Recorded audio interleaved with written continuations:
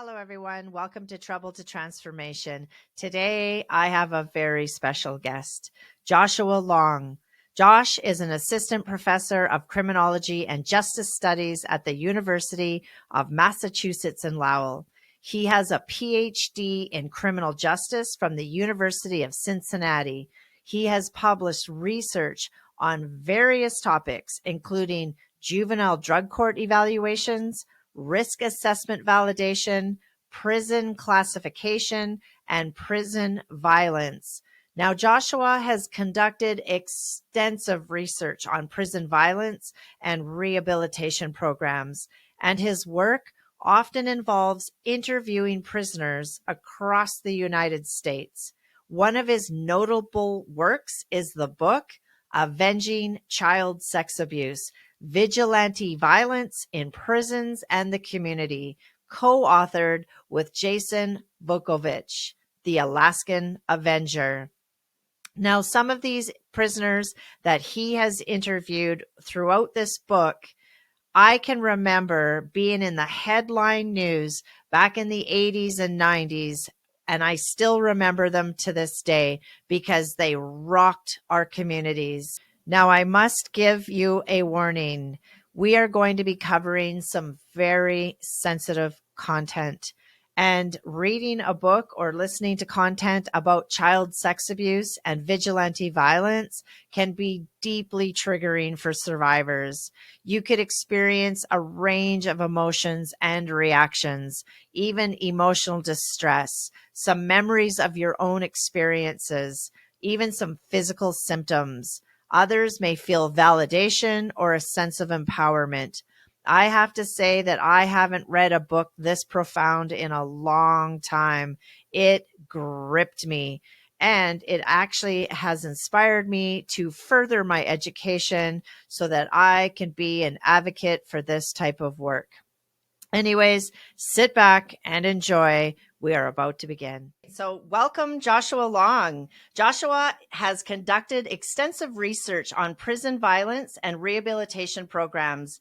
His work often involves interviewing prisoners across the United States. One of his notable works is the book Avenging Child Sex Abuse, Vigilante Violence in Prisons and the Community, which is co-authored with the Alaskan Avenger. This book explores the subjects of child sex abuse, flaws in the justice system, cultural support for vigilantism, prison violence, and the socio-legal philosophy of punishment. It includes case studies and interviews with real-life vigilantes, most of whom are serving life sentences for their crimes. Welcome, Josh. Thank you for having me. Yes. So speaking of interviewing inmates across the United States, some of these inmates are very high profile, like they've made headlines. I can remember reading about some of these headlines like when I was a kid. Yes, it's interesting because it all kind of came together, and vigilantes are one group of people who want to talk, so it's not difficult to arrange an interview. Oh, interesting. Yeah, that would have been some of my questions too. How was that like for you interviewing those inmates? Well, it started off. I was treating it as a normal interview that I used to do with people in prison. It's called a risk assessment, where you sit down and ask them questions about uh, drug abuse, the types of crimes they committed, and their family situation. And it started to evolve to where they would just talk and tell me more about their motives and their problems with the justice system and how they'd like to see things changed in the future. And I thought, these people have a lot to say. I need a systematic interview. So Yeah. it got bigger as it went along. It snowballed. Yes. Now, speaking of interviews, you've been interviewing a lot of people because I know you interviewed like not only the vigilantes, but you've interviewed family, you've interviewed victims. Has anybody ever interviewed you? No, I think this is the first one besides job interviews. Really?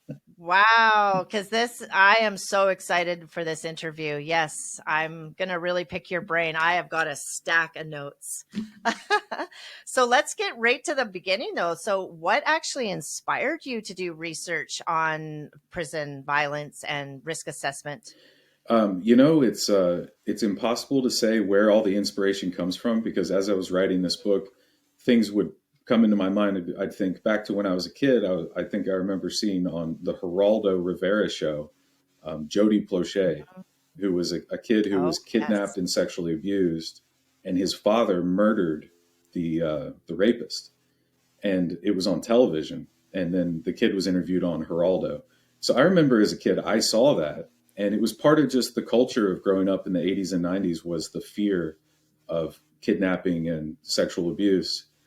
And so I'm pretty sure this has been in the back of my mind for a long time, but I never thought about it as a career until I got a job as an adult in children's services, and I was a caseworker. Um, Oh, and I okay. would go and interview kids. And I saw such horrible cases of abuse that whenever I started doing research for a living, I wanted it to tie into that. And it Mm. just, from that point on, it was uh, just kind of being buffeted around by different influences until I ended up interviewing people in prison who'd been abused when they were kids. So the link between abuse and prison is very sad. Yes, and that's exactly what I'm coming across as well. Because when I'm interviewing the clients that come into our organization, like I'm the counselor there, but I do a lot of the intakes because counseling is not mandatory. So the intake is my only chance to try to convince them to come to therapy. And I would say probably about 85-90% of all of my clients have been sexually abused or some sort of physical abuse. Yeah, it's like the perfect storm in a prison is you're getting all the people who through their lives made a lot of bad decisions, got into drugs and alcohol and excesses, and before you knew it, they Yep. committed a felony, they go to prison. But if you go a little farther back, there's usually a cause. Maybe not always. Yeah. Some people had a decent family life growing up, and that it was something in their adulthood that led them to that. But yeah, it starts in childhood. Yes, yes. And one of my questions too is like the very first time that they've ever used a substance. And I'm not even talking about like the full blown addiction that most of them are struggling with, like the very first time they used a substance. And it is alarming. Yes. I know in our profession, we talk about the age of onset, and the earlier that kids get involved in that, the worse it is. It's just because your brain's developing, you're developing socially.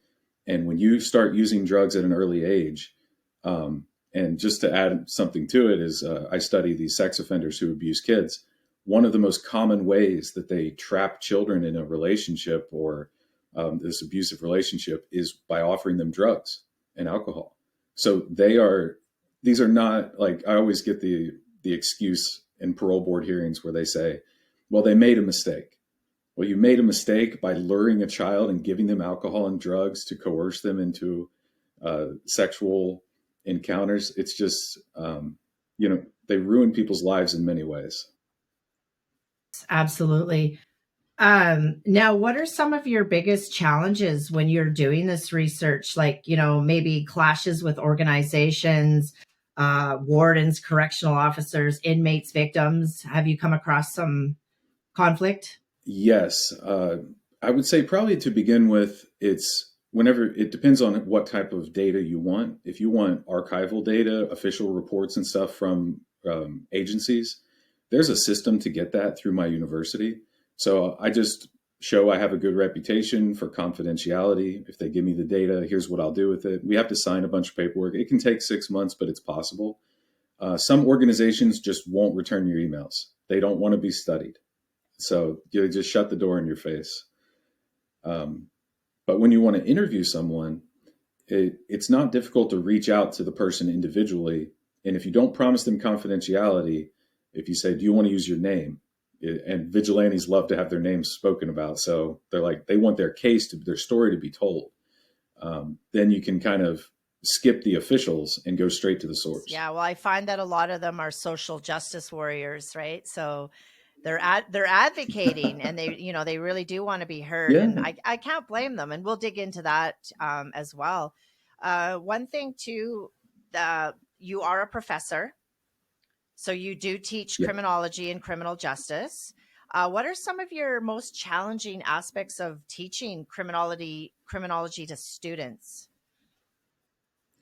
You know, I find that the students at my school at UMass-Lowell, they're very interested in the subject. They all want careers in the field, but they're not prepared for the trauma of the stuff we talk about, because a lot of them come in there with the idea we're going to talk about terrorism. We have a big terrorism part of our school, Homeland Security Studies, or they'll think about serial killers. And those are traumatic things, but you're kind of prepared for it because it's in the news all the time. It's in media.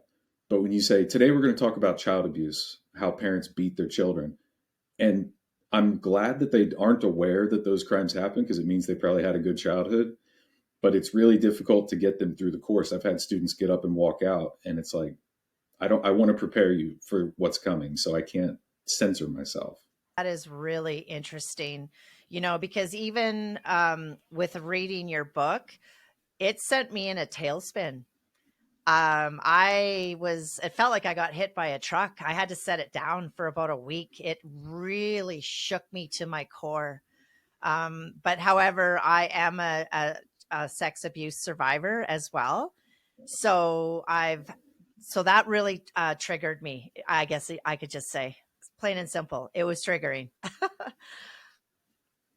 Yeah, I'm really sorry to hear that. It's all too common, and it's so awful. I just, but I can't shy away from it. I had someone tell me, they're like, this, why don't you study, one of the reviewers of my book is an anonymous reviewer. He said, why don't you write a book about husbands who beat their wives instead? And I was like, why? And the response was, some of these crimes are unspeakable. Well, that's the problem. No one speaks about them. That's why they keep happening. You know, and it brings So, me back to something that Andrew Vax, is that how you pronounce his name? That yeah. parents that sexually abuse their children are an evil of a supernatural kind. And a lot of Yes. people just cannot wrap their heads around that. It is just way too heinous. Yeah. He said, that whenever you read supernatural stuff about someone is possessed, it's possession. He said, well, that's what these people say. They own their children. They possess their children so they can abuse their children. He had a way with words. That man changed my life. Very inspirational person. Yes, and I didn't know anything about Andrew Vax until I read your book. I have a list. Now you've got 40 more books to read. Oh, you know it. You absolutely know it. Anna Salter is another one. I went down the rabbit hole with some of her interviews on YouTube, and I am just Oh, blown away. And the fact that she worked with perpetrators and victims for 40 years, I'm like, wow, she's incredible.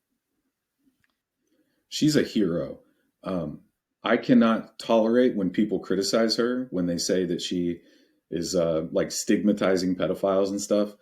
I will not tolerate it. She spent 40 years in the trenches, front line, trying to do therapy with these people.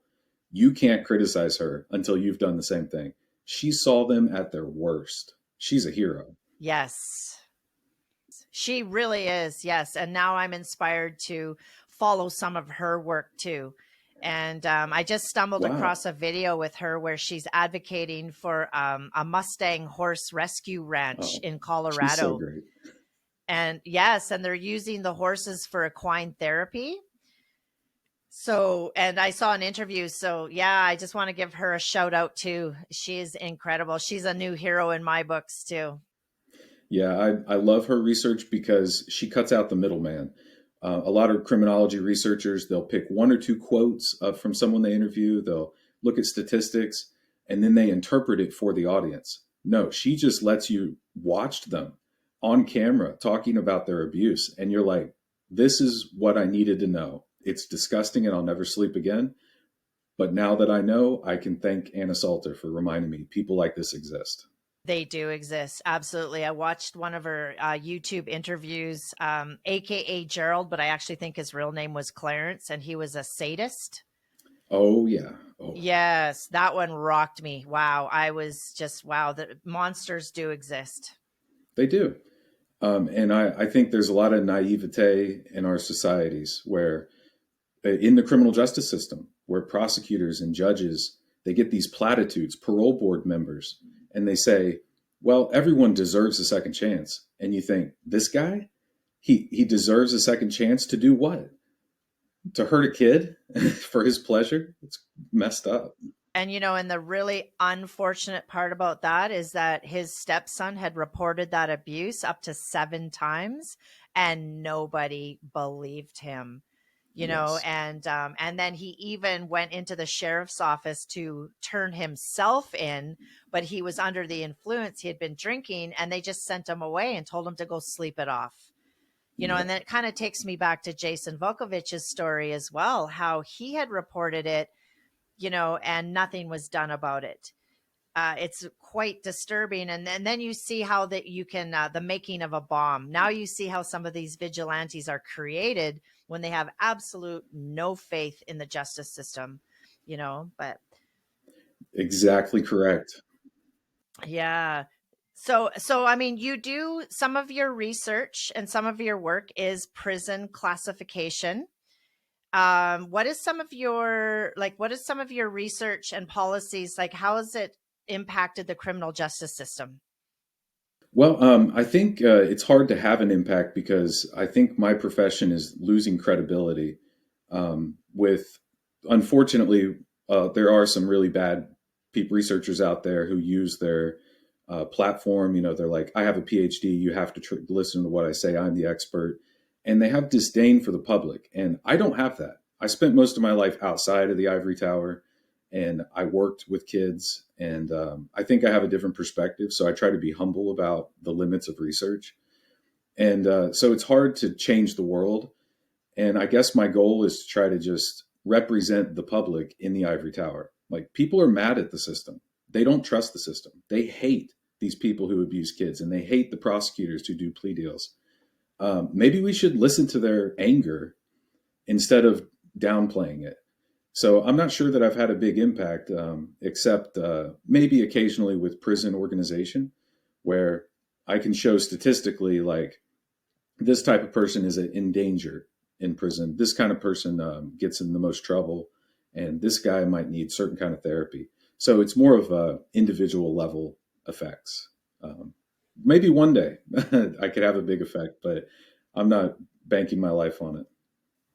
Yeah, and like prison classification too, there's so much scrutiny over that because if you look at the state of California, there's a lot of violent offenders in those institutions. And I do follow some of the correctional officers on social media as well. There's one gentleman in particular, Hector Bravo. He was a lieutenant correctional officer. And wow, he's like revealing a lot of corruption that's happening behind those walls. I'm going to have to look him up because that's something I'm interested in. Is officers are in the prison 8 to 12 hours a day. They're a really important insight. I respect the good officers, but there's so much corruption. I mean, one of the vigilantes I interviewed was John Watson. He revealed to me the entire world of what goes on behind the scenes in California prisons, and he said the officers are totally in on it. They put people in my cell so I can beat them up. Yes, and that's kind of what Hector Bravo was mentioning too in some of his videos. He does a lot of YouTube content and Instagram. I will send you his link and then you can maybe connect because he's actually looking for somebody to be on his podcast. Oh, okay. Yeah, I could talk about the what John Watson calls he was a buccaneer. It's like when the pirates, the British would give a letter of marque to a pirate to sink French ships. It's like, it's okay to commit these horrible piracy crimes if you do it against my enemies. Yes, yes. Well, and some of the things that I've heard on the social media platforms too, even from other former inmates that have social media platforms, like there's lockdown 23 and 1. And you've mentioned several in your book as well. Some of the former inmates have now got these social media platforms and they just bear it all. Yeah. And from what I can understand is that sometimes these gang members, like really dangerous gang members, rival gang members, are all put together. So it takes less attention off the COs because they're too busy fighting one another. So now the less attention on the COs. But one of the things that pops up too is how is a low risk offender mixed in with some of these lifers that are very violent, and some of them pay the ultimate price, and that's actually rape and death. Yes. And, for the record, even though I interview vigilantes who kill sex offenders, I don't want violence in prisons. I think that undermines the goals of the prison, which is to rehabilitate people or at the very least keep them away from society. If we start killing them, judges will let them go. And so I would prefer to have a prison for sex offenders where they don't interact with people who are going to kill them. And but the other kinds of violence that happen in prison and rape in prison is so horrific, and almost always preventable if there was better classification and if the officers actually locked the doors, if they did their job. If and sometimes it's not their fault. It's one officer watching two wings with 200 people in each one. It's absurd. Can't be done. But Yes. And then just so going back to prison classification too, something that you don't know yet about me is that I actually did some time in penitentiary. I was sentenced federally, but I got a couple charges dropped, which then put me into provincial. But my charges, I was not a violent offender.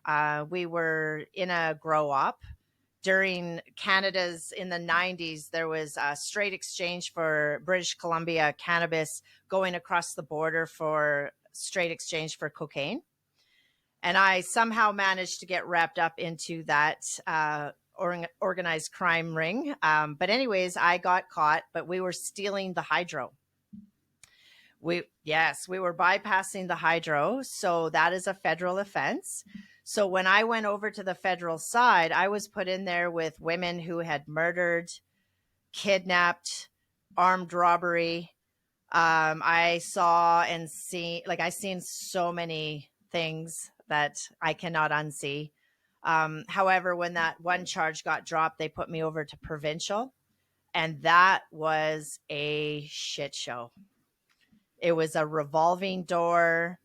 There was no structure. There was no programs. There was a lot of fights. As soon as the weather changed and it started to get cold outside, we filled up. So it was quite an eye-opening experience, even for myself. and I here in all these prisons that I've been to, everyone always looks to Canada as the great example of what we wish our prisons could be like. And then when you hear about the disorganization, I'm sure there's probably lots of contraband drugs inside the prisons, just like there are in the U.S. It Yes. destroys rehabilitation efforts. Oh yeah, Yes. Yeah, and one thing that I found was that a lot of people wanted to actually do more federal time because there was a little bit more structure there. There was programs and, like work programs, labor programs, and whatnot. Where provincial, it was just a revolving door, and I've never seen so many drugs. That's the first time I've seen anybody shoot heroin was actually behind those walls. gosh. And So, it becomes almost like a substitute for mental health, for mhm. homeless people, people with serious mental health needs. And in the jails in the U.S. are just cycling through. You might have a room, a cellmate one day who's got a serious untreated mental health issue, and then they're gone. And then the next day it's somebody else who's extremely violent, and it's just chaos. Yes. It is chaos, yeah. And that's one thing too that we're finding is the concurrent mental disorders.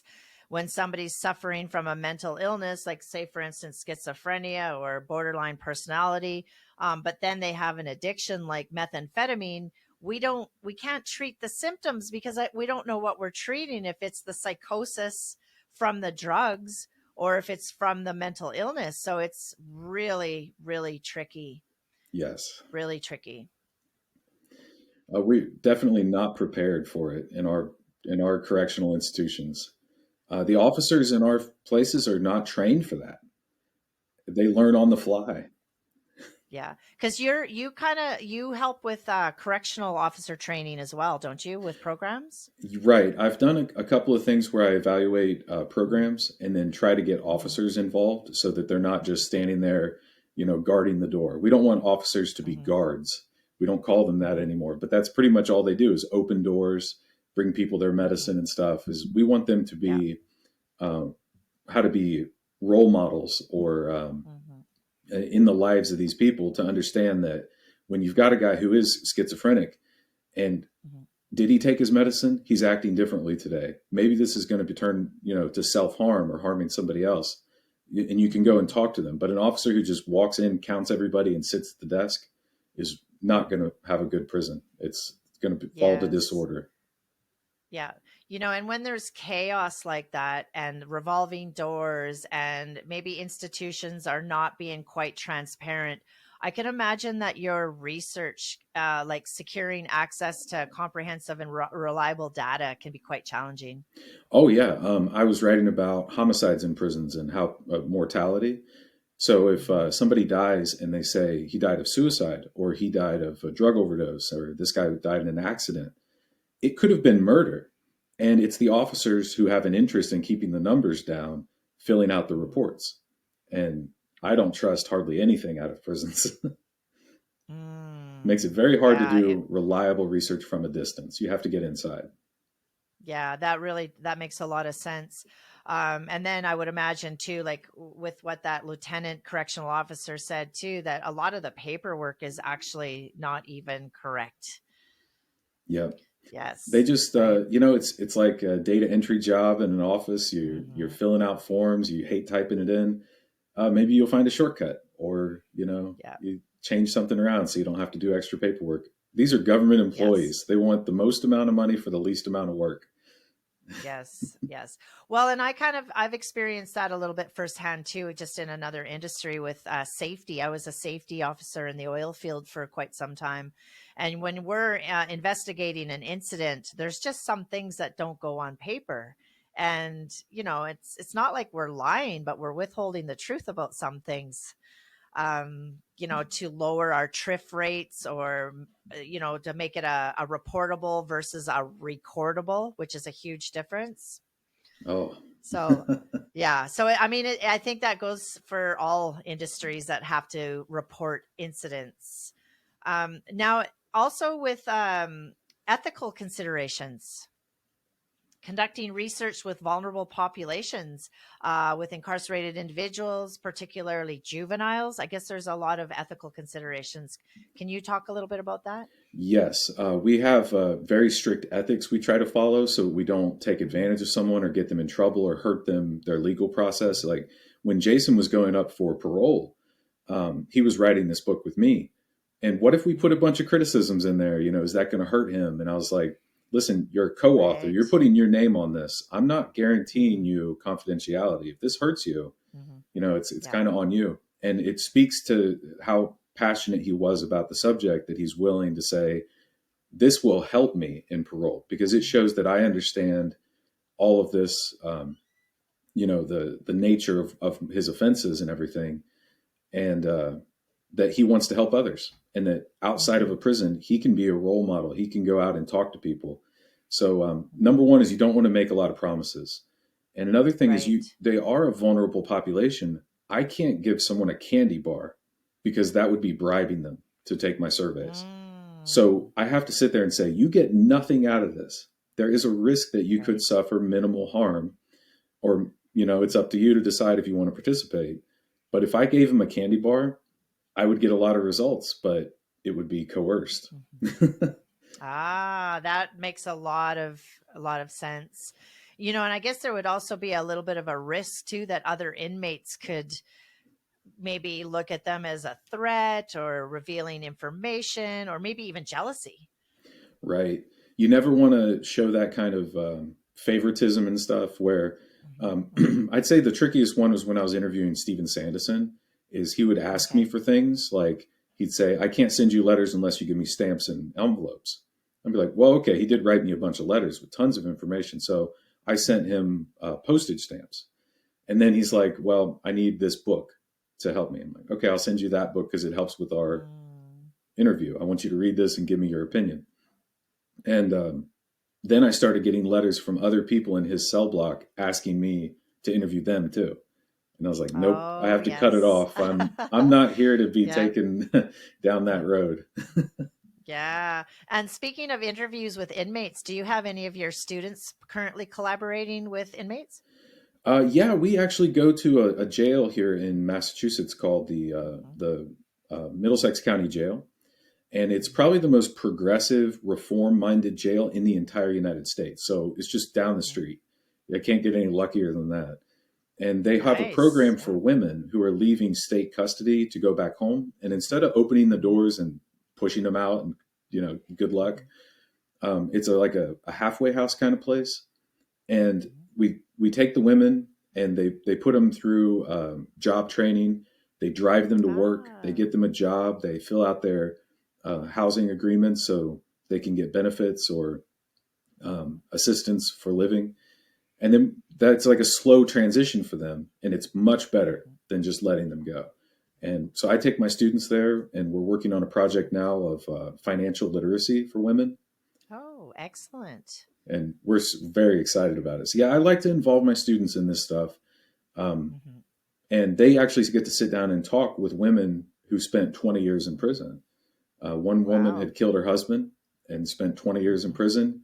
And she's getting out and she's like, I went to the store the other day and I don't know how to use the chip in my card. What's the chip? She went to prison back when you had Oh, to swipe your credit card. And yeah. Yeah. Yeah. Wow. That is really interesting because we take so much of that for granted. Just tap card for the chip. Wow. yeah, or cell Yeah. phones and the apps and Mhm. technology Yeah. changes. I mean, it's Yeah. wild. Yeah, and actually Jason Vukovich mentioned something about that too, because now he's creating social media content on YouTube and Instagram, and he's had to learn all the technology. And he mentioned something about that too. Is that what is this? A smartphone? Like, because we didn't even have cell phones back then. So yeah, no, that's interesting. Let's see here. Interdisciplinary collaboration. So effective research with other professionals, such as like psychologists, social work, law enforcement. What are some of the challenges that you've had to navigate around that? It is, I think criminology stands at the crossroads of all these other fields that we borrow from a Hmm. lot of that. Like I might work with a criminologist who used to be a police officer or a Ah, counselor. okay. And so we all have different perspectives. Like I was a caseworker. And Hmm. so we all have to see it from a different point of view. And in a way, it can cause rivalries because, if I'm Ah. talking to a sociologist who read a bunch of stuff about not stigmatizing people who abuse kids. And it's like, no, I interview kids. So I'm on the kids side and we can argue quite a bit. But I think it's an opportunity when I was writing my book to read everything I could from all these fields and perspectives. And I think the psychologists have it correct. The Yes. field of psychology is based on counseling, talking to people, Hmm. trauma, trauma informed care. Yeah. They understand it in ways that criminologists um, really don't take into account. The Right. impact of trauma on somebody wanting their abuser to go to jail. A Hmm. criminologist says, well, we have too many people in jail. America's looks bad in front of the Europeans because we have mass incarceration. Mm. We should release Yeah. them from jail. It's like, no, you're looking at the big picture. Look at the little child in the courtroom who sees this guy get Hmm. probation and walk out. What message does that have Mm. for the kid? So Yes. psychologists are much closer to the reality, in my opinion. Wow, that's really excellent information, and that's really interesting, right? Because upon viewing, not interviewing, sorry, viewing some of the content out there from, say, corrections and whatnot, a lot of them just want a full lockdown, Yeah. like a full lockdown, throw away the key. You know what I mean? And then if you look at El Salvador's prison, what is it? The CCOT, the CECOT. I was just curious on what your opinion on that was. Well, there's a big debate in my field of Mhm. what is the role of incarceration? Why do we have prisons Yeah. to begin with? And you can get Yes. philosophical about it. Um, Hmm. but in reality, there are some people who are too dangerous to be in society. And then there are some Right. people whose crimes were so bad that even if they don't pose a threat in the future, like they promise not to do it again and they're low risk on a risk assessment tool, you Hmm. still need to punish them for the sake of punishment. That society needs some kind of punishment. And prison Right. has replaced all our other kinds of punishments. We can't flog them or Hmm. something. So Yeah. prison is where we send them. And then you can try to rehabilitate them. I think a humane prison system like in Norway or in some of them in Canada have served as an inspiration for us to try to reform our prisons. If we could have Okay. therapy in prison and training and all this, then prison wouldn't be a dungeon. So it's Yes. I Yeah. think the primary thing you see there in El Salvador is incapacitation. If somebody goes to Mm-hmm. prison, they can't hurt us in the community Mm-hmm. very much. Yeah. But Yeah. it's expensive. And so if you have a guy who's a serial killer, everyone says, yeah, lock him up. But if you have Mm-hmm. in a like a gang leader who's killed 40 people in El Salvador, sure, prison's a good place for him. But we start to debate is that a good place to send a drunk driver? It's his fifth offense. He's Yeah. obviously got a problem. Is prison going to make him better or Yeah. worse? So, Yes, that is so, so true. And, even in the organization that I work, it's a minimum of a 6-month program because most of them are out on conditions like bail or whatever. And we did a 3-year study on our program, and the results were in that if they stay 6 months or longer, there was an 89% success rate for offenders and a 93% success rate for non offenders, but still very much battling addictions and whatnot. But anything 3 months or less, it dramatically dropped to like, less than 50% or something. So, the proof is there. It's in the data that programs do work. yes, I'm a big supporter of rehabilitation programs, less Hmm. so with sex offenders. I could talk about that later Hmm. if you want. But Yes, when it please. comes to Yeah. drugs and alcohol, the Hmm. Salvation Army has really proven that they have a system that if they can take someone, put them in residential treatment for heroin addiction, and if you keep Hmm. them there for 8 weeks, 12 weeks, and you give them intensive therapy, maybe with medical assisted treatment to keep the withdrawal Hmm. symptoms down, you can transform somebody's life. But if we just have this revolving door of sit in a jail cell and the officer sells you drugs, Yeah. what are we doing? Yeah, it's so true. And, and some of the clients that I have too, when they first get there, they want to leave so bad. Like I have to talk them off the ledge every week, and then fast forward 6 months, I always ask them, would you recommend this place to some of your friends? And they're like, absolutely. They have seen something in themselves that nobody else has given them. So I'm a huge advocate for these programs. I'm actually in the middle of writing a proposal to BC Corrections or Canada Corrections to see if I can even be a part of the programming. Yeah. Oh my gosh. Yeah. See, you're a hero. The Thank you. frontline practitioners Hmm. who talk to Hmm. someone like it is so influential that this is probably somebody. Let's say they're addicted. What's the number one addiction for the people that come in there? Meth, Meth. Okay. crystal meth. Yep. Imagine you've got someone who's been on a meth bender for the past 6 months. They've got all these legal problems. They've burned bridges with all their family. They can't see their kids, and they've just got this tunnel vision of I'm going to keep on using to escape from all the problems that came about from my using.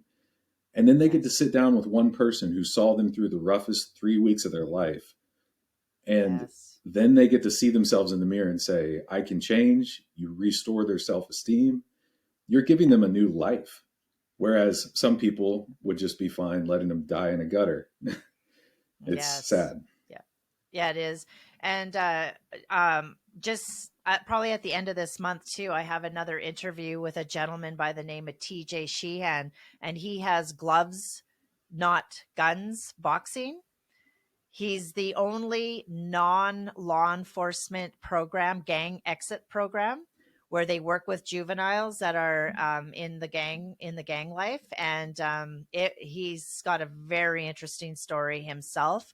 One of which he was abused as a kid, and then turned into like this angry teenager that was fueled by drugs.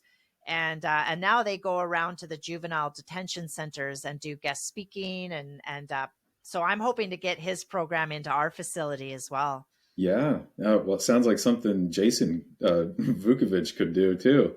Bring him on board. Yeah. Like, can you imagine him as a motivational speaker in a program like, listen, Yes. kids, Yeah. I know what Hmm. you're going through because I Hmm. went through it. Like, that means a lot more than Yeah. someone like me who read a bunch of books, doesn't really convince people. Yeah. And after I read your book, Josh, I actually did write Jason a letter. Oh, good. And yes, I did, because JD Delay had mentioned that Jason might join his hardcore coaching, I think it's called. Oh, I hope I'm not wrong on that. But yeah, so they're coaching people that are in the judicial system and people that are struggling with addiction and whatnot. And I kind of gave Jason that inspiration that, yes, please take this route, be a coach, be a counselor, yell this from the rooftops, because we do need more boots on the ground spiritual warriors. Yes. And I'll tell you, when I first read his letters and interviewed him on the Mhm. phone and we first got started with this, I was so impressed. I've met lots of smart people in prison. Like the stereotypes of people in prison are usually wrong, but he stood out to me as one of the most intelligent, thoughtful, considerate people. He spends a lot of time thinking and meditating on subjects that most of us are very flippant Yes. about. And it made me do some soul searching. I had to sit down like after my phone calls with him and just stare at the wall and think, I've been looking at this all wrong. Wow, that's really interesting. He's a great Yeah, guy. I love hearing that. Yeah, he does seem very, very intelligent for sure. He's definitely a philosopher. And it's funny how stereotypes, like you see the tattoos and you think, oh, well, he's not going to get parole. But if you listen to him talk, that's the real person. It's like my whole life, I've never tried to judge people by their cover, but it's just something about the tattoos on the face and on the hands. And it makes you think, well, this guy's dangerous. He's not dangerous at all. This is a guy with great insights who can help the world. I was so impressed with him.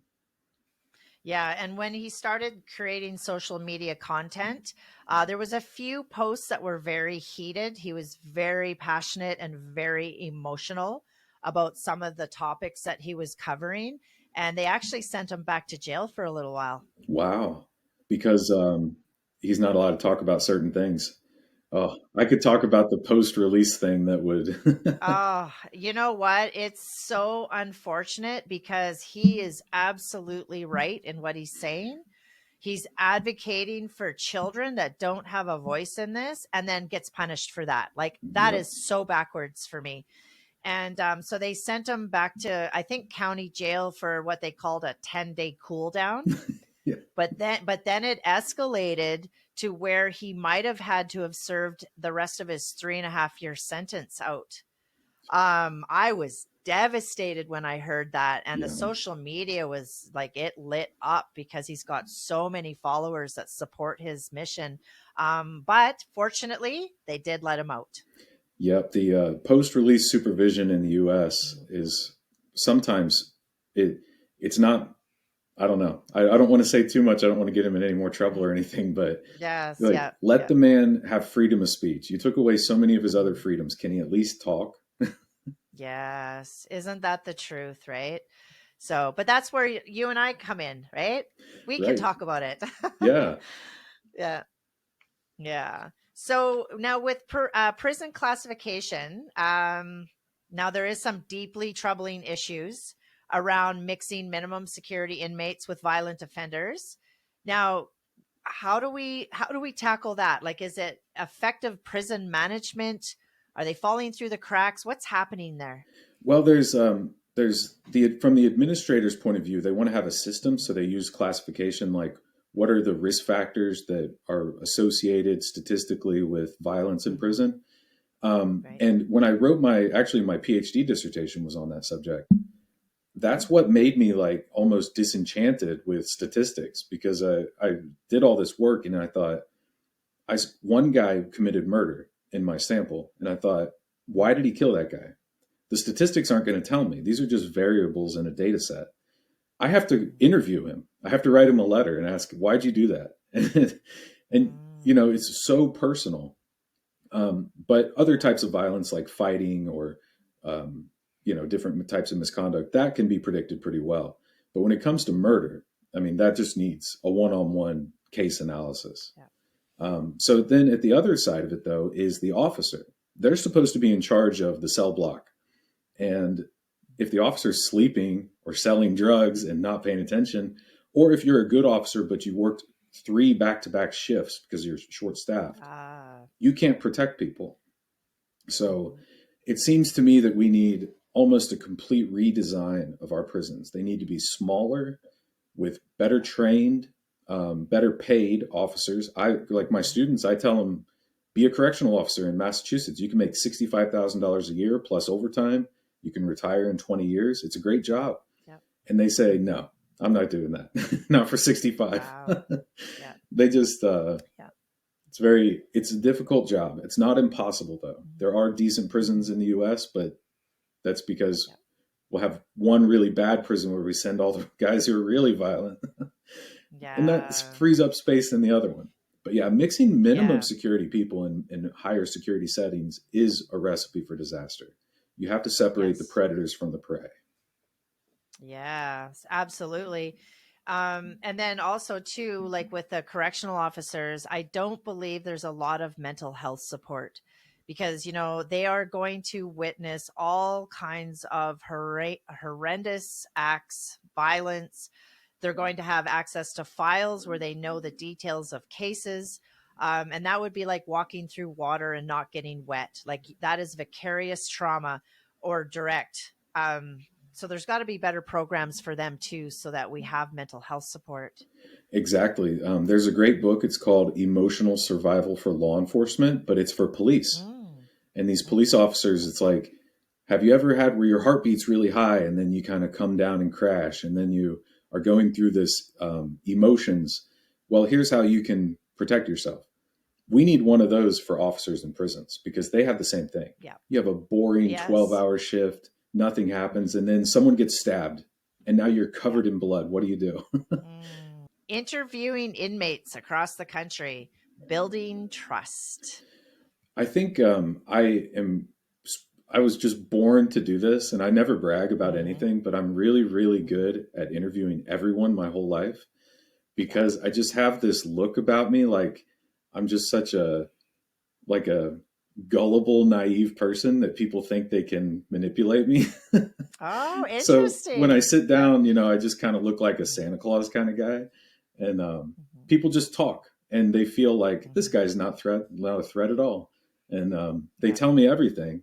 And the good news is that I am I'm not gullible. I do follow up and ask questions and try to get answers, so I don't have that part. It's not a problem. But on the other side is I definitely have everyone's best interest in mind. Like I'm not out to get anyone.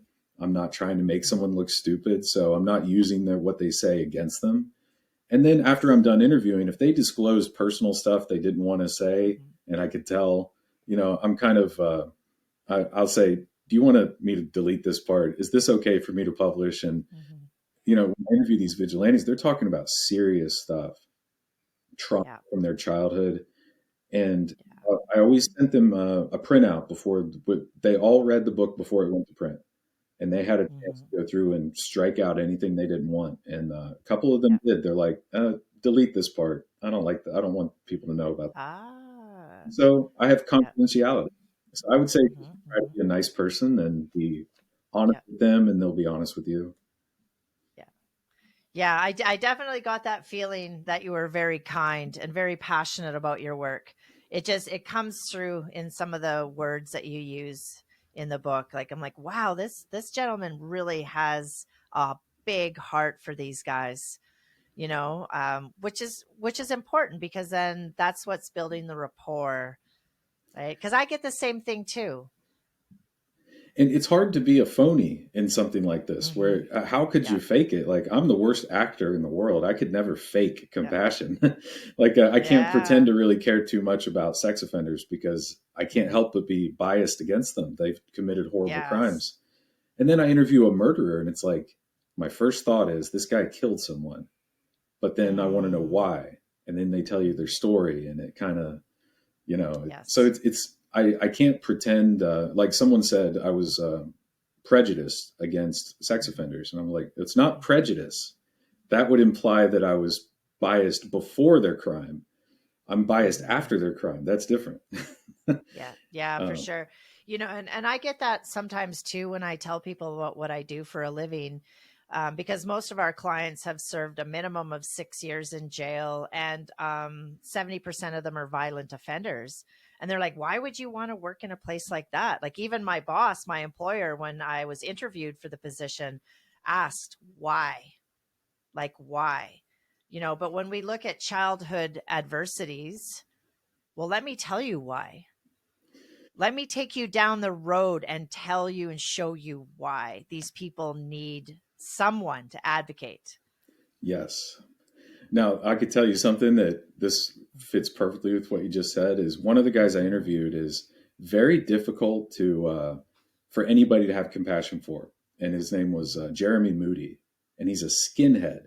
He actually has Yes. tattooed on his forehead "white power," and he's Yes. unabashed, no remorse, wants to live in a world run by neo Nazis, like, Mm-hmm. and he comes across as one of the worst people in the world, and I was ready to write a really bad chapter about him in that book. I was going to like make him the example of the type of vigilante who gives the others a bad name.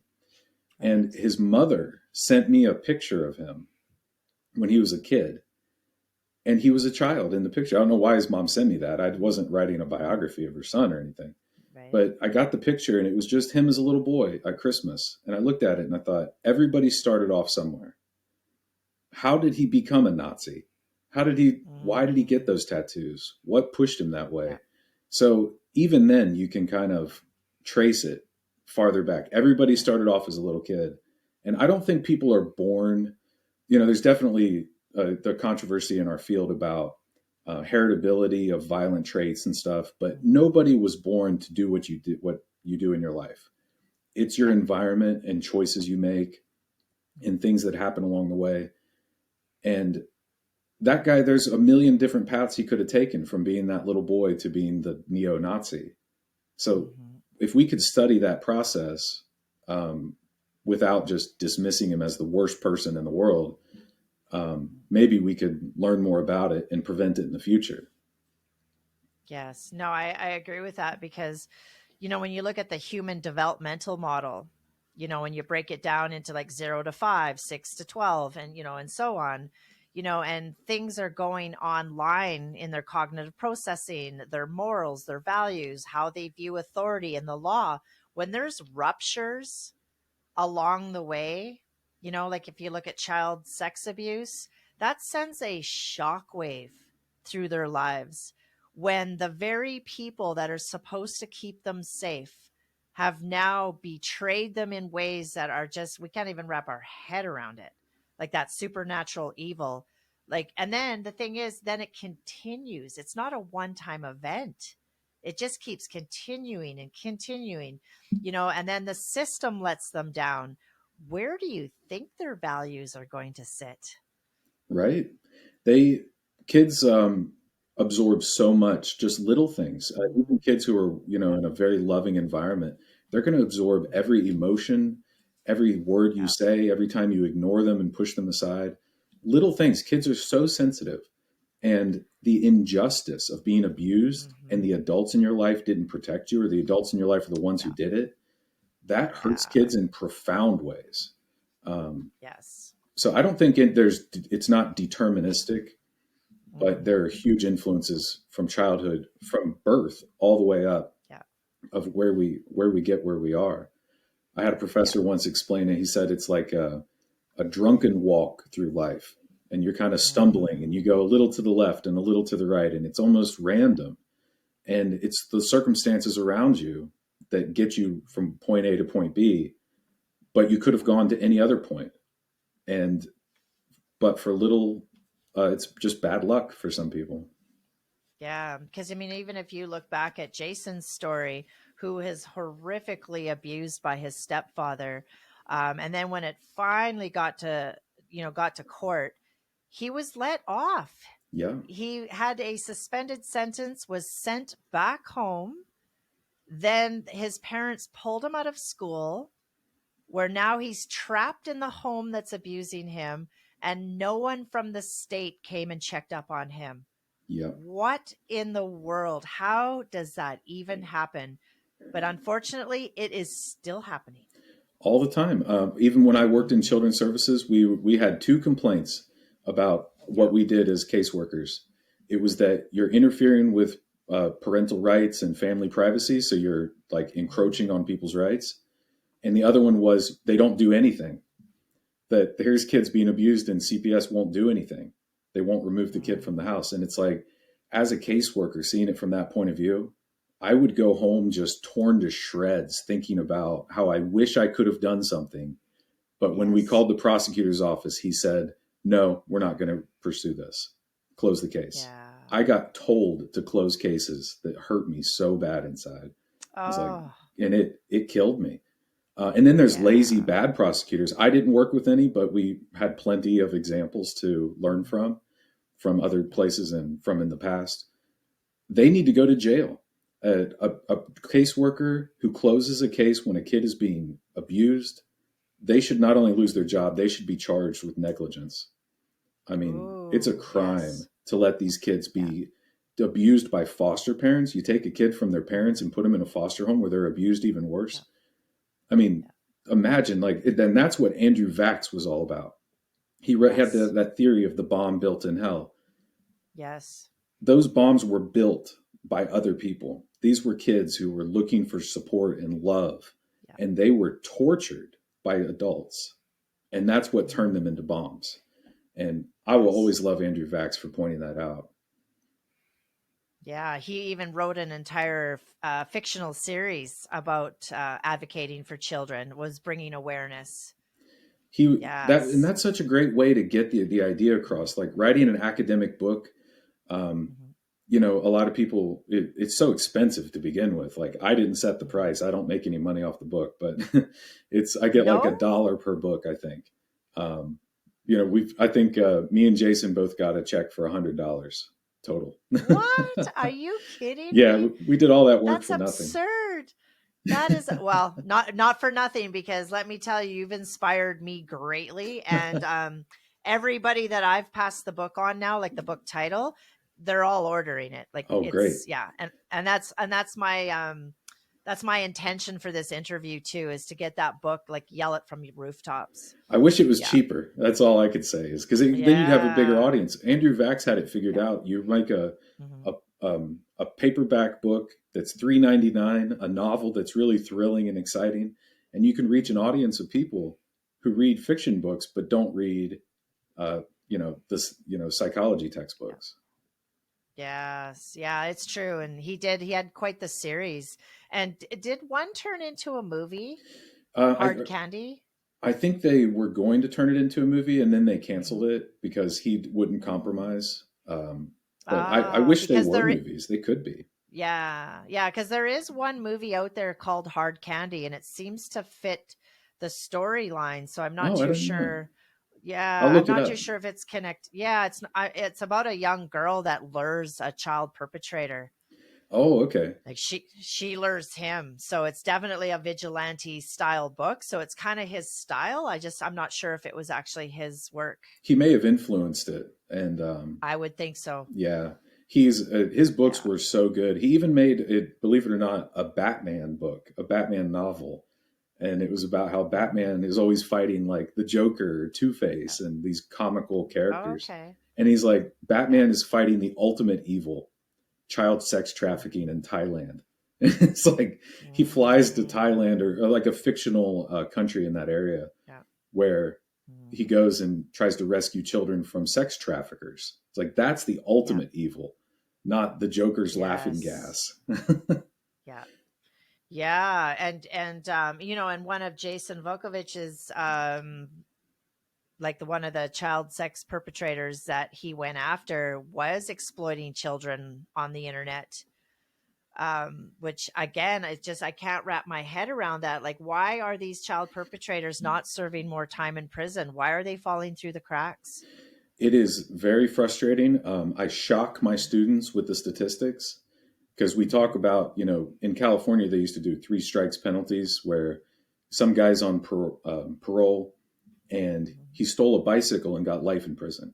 One guy was shoplifting and he got life in prison. So when you cherry pick cases like that and you show it, the mass incarceration trends in the United States, America has the reputation of being extremely harsh on crime.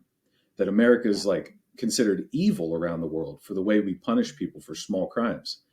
There's an argument to be made for that. There's hundreds of books in criminology written about that, but they never show you the statistics for rapists. Because if they yeah, did, it would completely undermine. People would say we are so lenient that it's shameful that yeah, 21% of people convicted of rape get probation and yeah, 50% of people convicted of rape serve less than 4 years. And yeah, you do get some people get life in prison for rape, and you do sometimes get um, like a innocent person gets convicted of rape, and then DNA finds them that they shouldn't have been.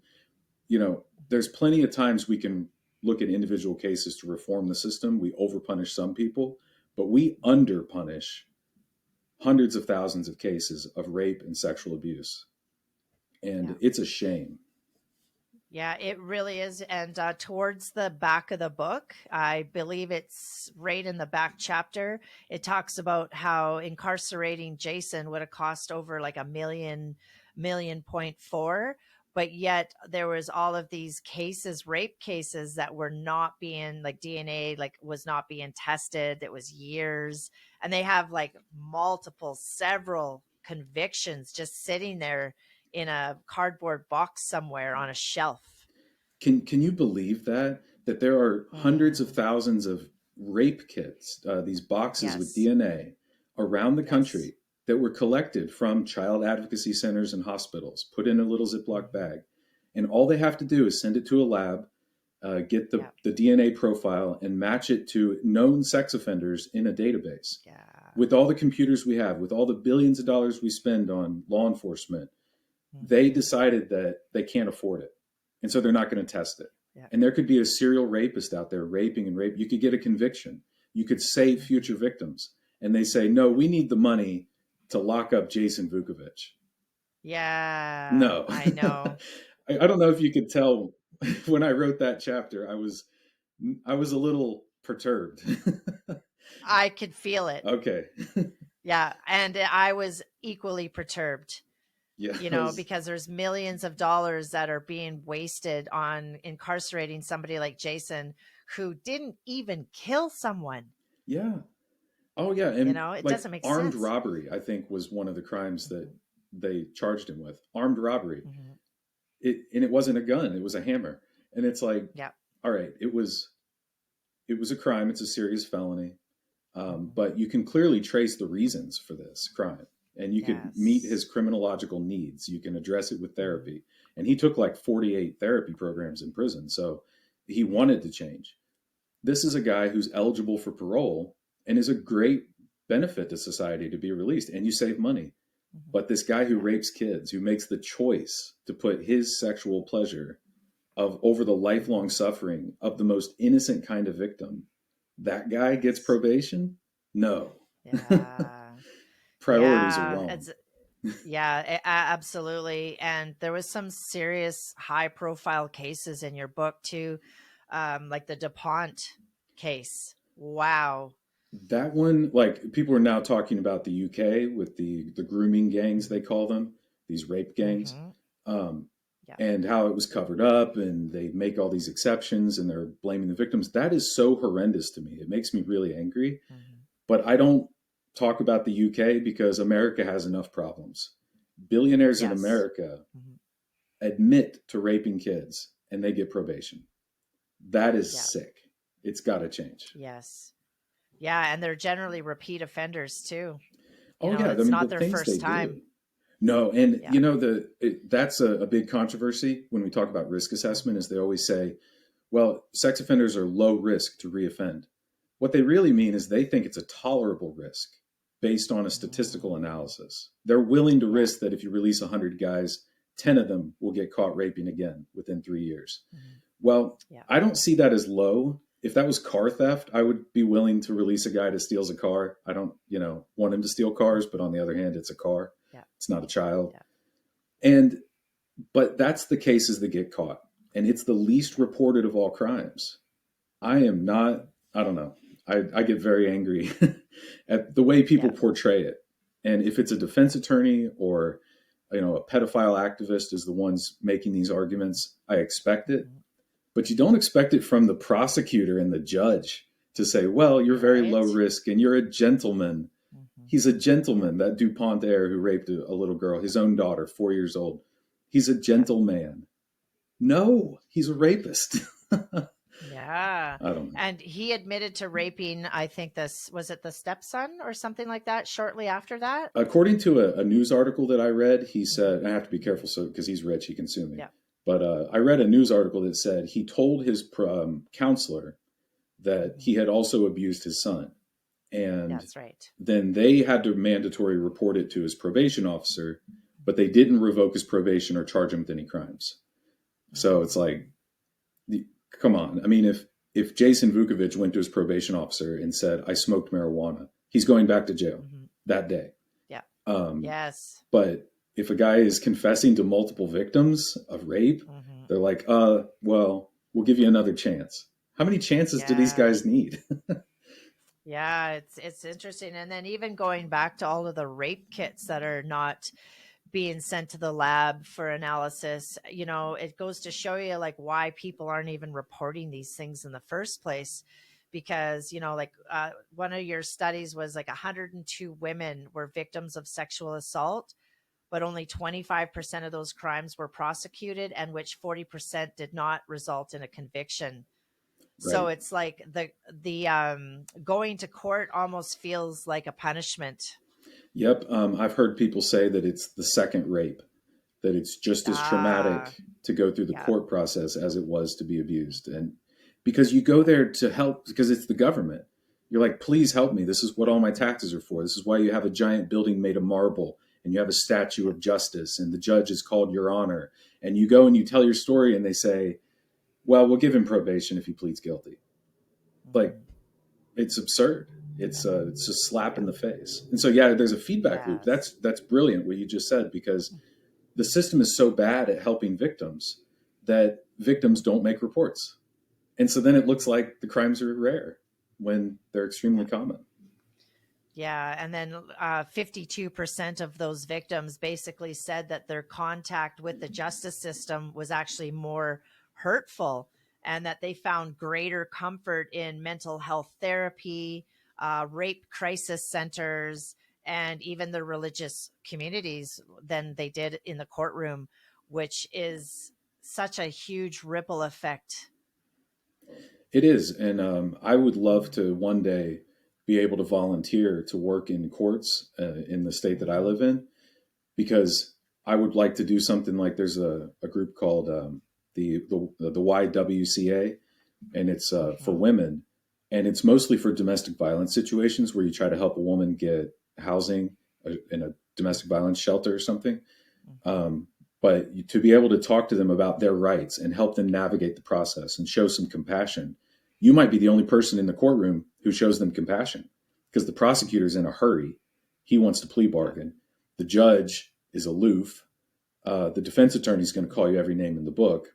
And then your Mm. rapist is sitting right there. To have someone on your side who's there just for you could really help these Yeah. women. Yes.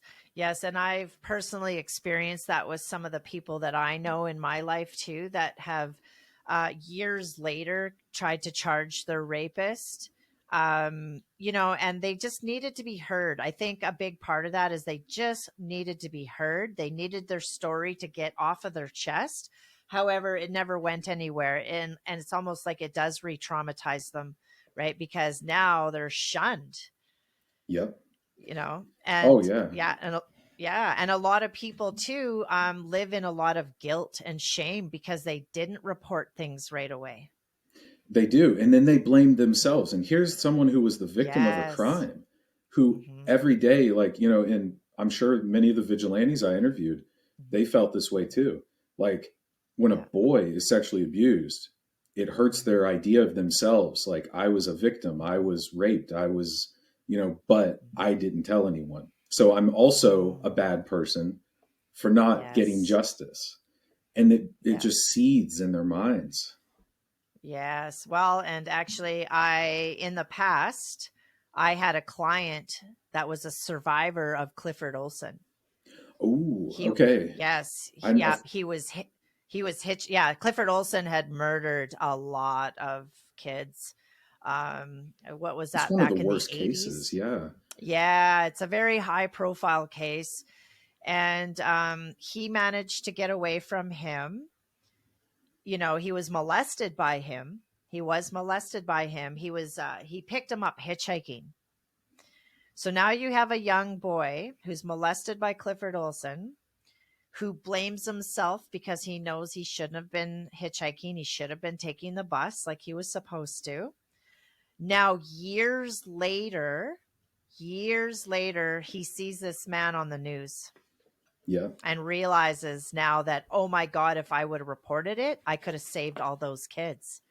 Yep. Right. And it's like, no, no, no, no, it doesn't work like that, because even if he had reported it, chances are nothing might have come out of it. Right. He doesn't even remember the vehicle because he was so terrified in that moment. He doesn't remember the vehicle. And I'm like, how would that even have happened? Like, so he's carried this with him for decades.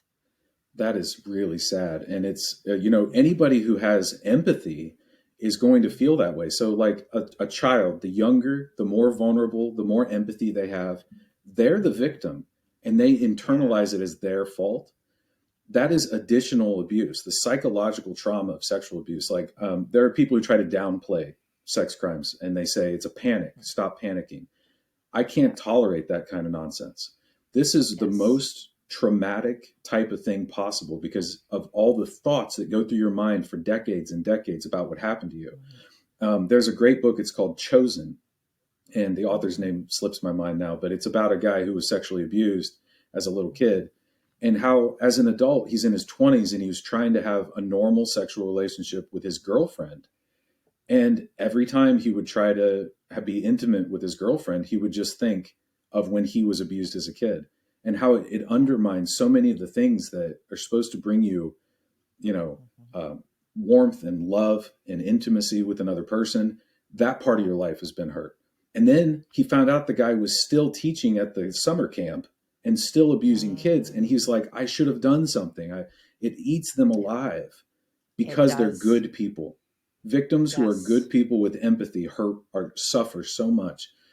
I can't Suffers so tolerate the much. excuses and the euphemisms and that Hmm. rapists use. And I understand Yes. why they say it because they're Hmm. narcissistic psychopaths. And I understand their defense attorney because that's their job.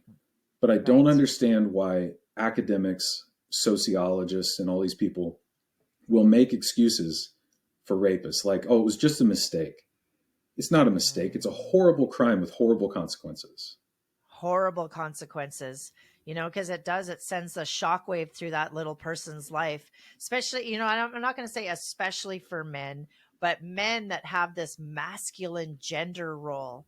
It puts their whole identity at crisis. Some of them even question whether or not they're a homosexual, Yes, and they're not. But because their body reacted to like it had a natural response, and that's not something that they can control. It just happened that now they question everything about their sexuality, and exactly. that's, yeah. And then the thing is, though, some believe that they can restore that masculinity now through violence.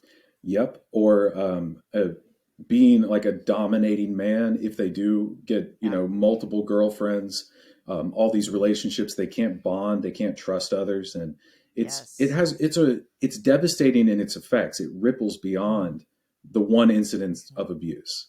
I mean, It it goes totally on for so does. long. And I did want to ask you, like, you work with men, you do therapy with men. Yes. How do you break through to them and get them to open up to you? Because I can imagine that would be difficult.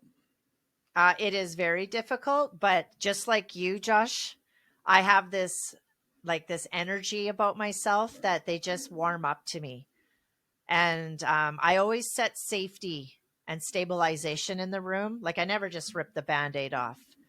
Right. And sometimes I do it through self disclosure, you know. Sometimes I just allow them to know that, hey, I am really passionate about this work because I am. And I'm sure it comes off like, I think people are better at Yeah. detecting lies and manipulation, especially someone who was Yes. abused, and they're hyper vigilant for that. They're going to be looking for the Yes. fake, Yeah. commiseration, you know, oh, I'm Yeah. so sorry that happened Yeah. to you. Now fill out this survey. Like, no. Yeah. And that's the thing is that I genuinely am compassionate about this work. And I just wanted to go into my notes here because there was one part, maybe you can actually speak on it. One of them was the howling, cosmic power, and the magic that you can't withstand. And I'm just that speaks volumes because when people are in the presence of a predator, your internal alarm system will generally go off, That like is the so howling. fascinating. I put that in the book and I was like, I can't Mhm. leave this out. What's the point of interviewing Mhm. someone if you leave that out? And I was Yes. talking to John Watson, who's incarcerated Mhm. in California, and he's serving a life sentence. And he killed two sex offenders in prison on the same day. He just beat them to death. Yes. That's And he's right. the Yeah. most interesting person besides Jason that I interviewed Mhm. because he's very smart. He's he Mhm. think he will make jokes, but they're all jokes with like a punch to them. So it's like talking Mhm. about real issues. This is a guy who had to learn how to adapt to the California prison system for the rest of his Mhm. life.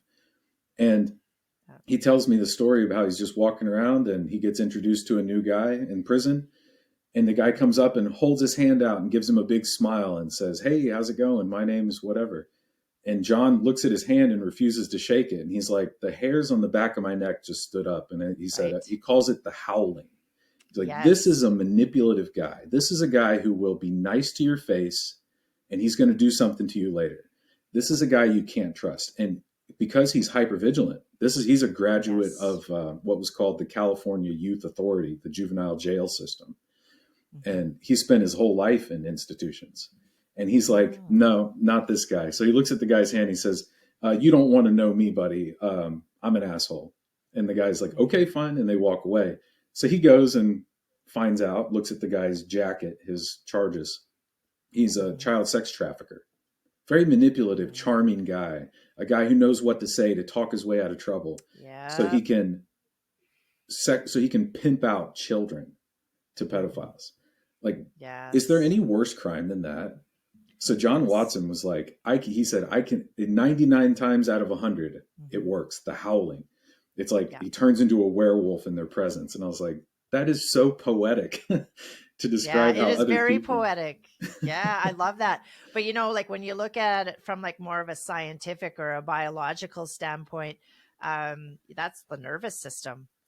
Like Yeah. that's your neuroception. Your neuroception is working behind the scenes 24/7 to alert you of potential threats.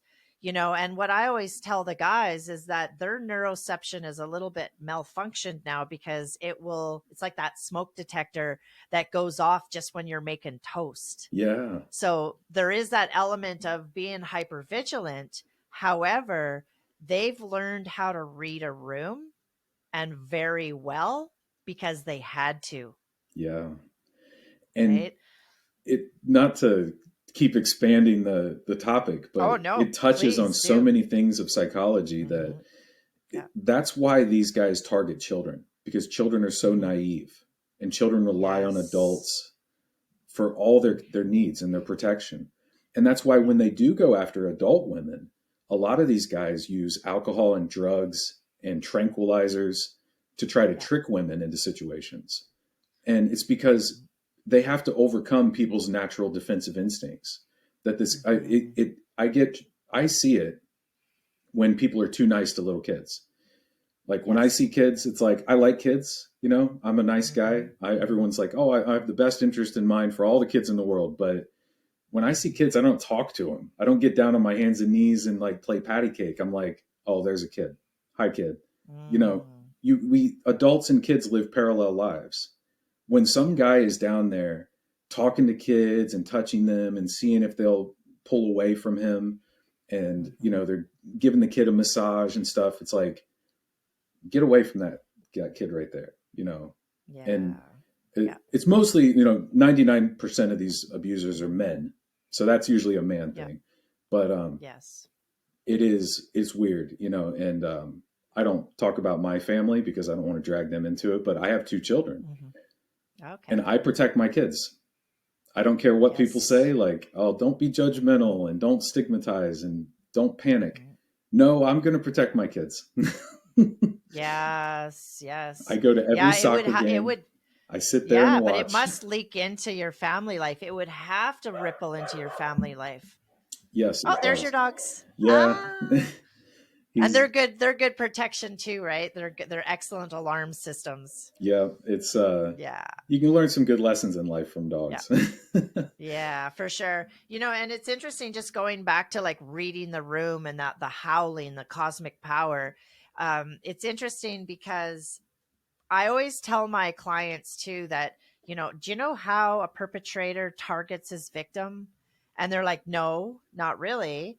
And I'm like, well, would you agree with me that you can get angry from a thought alone? And does that thought have a physical sensation in the body? And is there an outward behavior? It's like CBT, right? Cognitive behavioral therapy.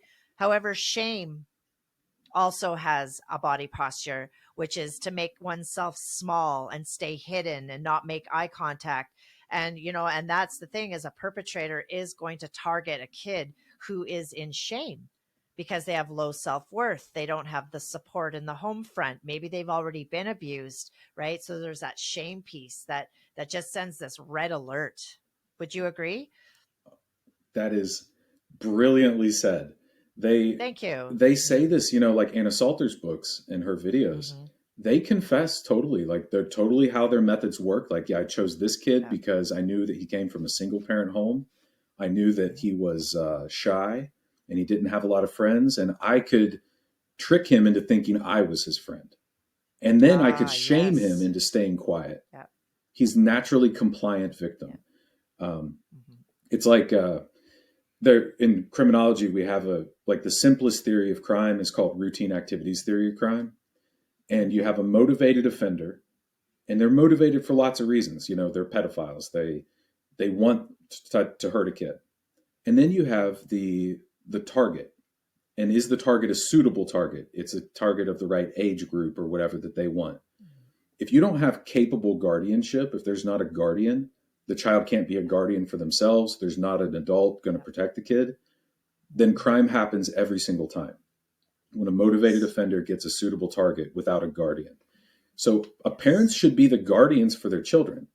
What if the parent is the abuser? That is the worst situation I can imagine. Yeah. And, you know, and that it's heartbreaking because like, even going back to Jason's story once again, you know, he reported these crimes, and even, what was it, the baseball coach that observed all of the bruising on his legs, and he could barely run or walk. He was struggling.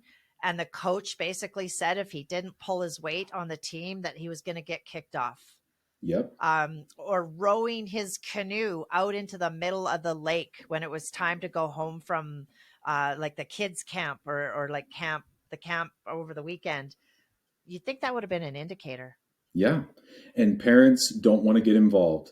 They turn, you know, they're like, well, you know, maybe I'm misunderstanding, and they don't want to get involved. And, you know, I don't, nobody wants to get, you know, wrapped up in making a report or causing, you know, a scene or something like that. But all you have to do is talk to a kid and say, hey, just want to let you know that you can talk to me if you need help. Just saying that, Yes. and if you Yeah. genuinely mean it, that kid might come to you for help, and you make a report, and you could save their life. Um, Yes. when I was a caseworker in children's services, we got a call from a teacher because a kid was covered in bruises.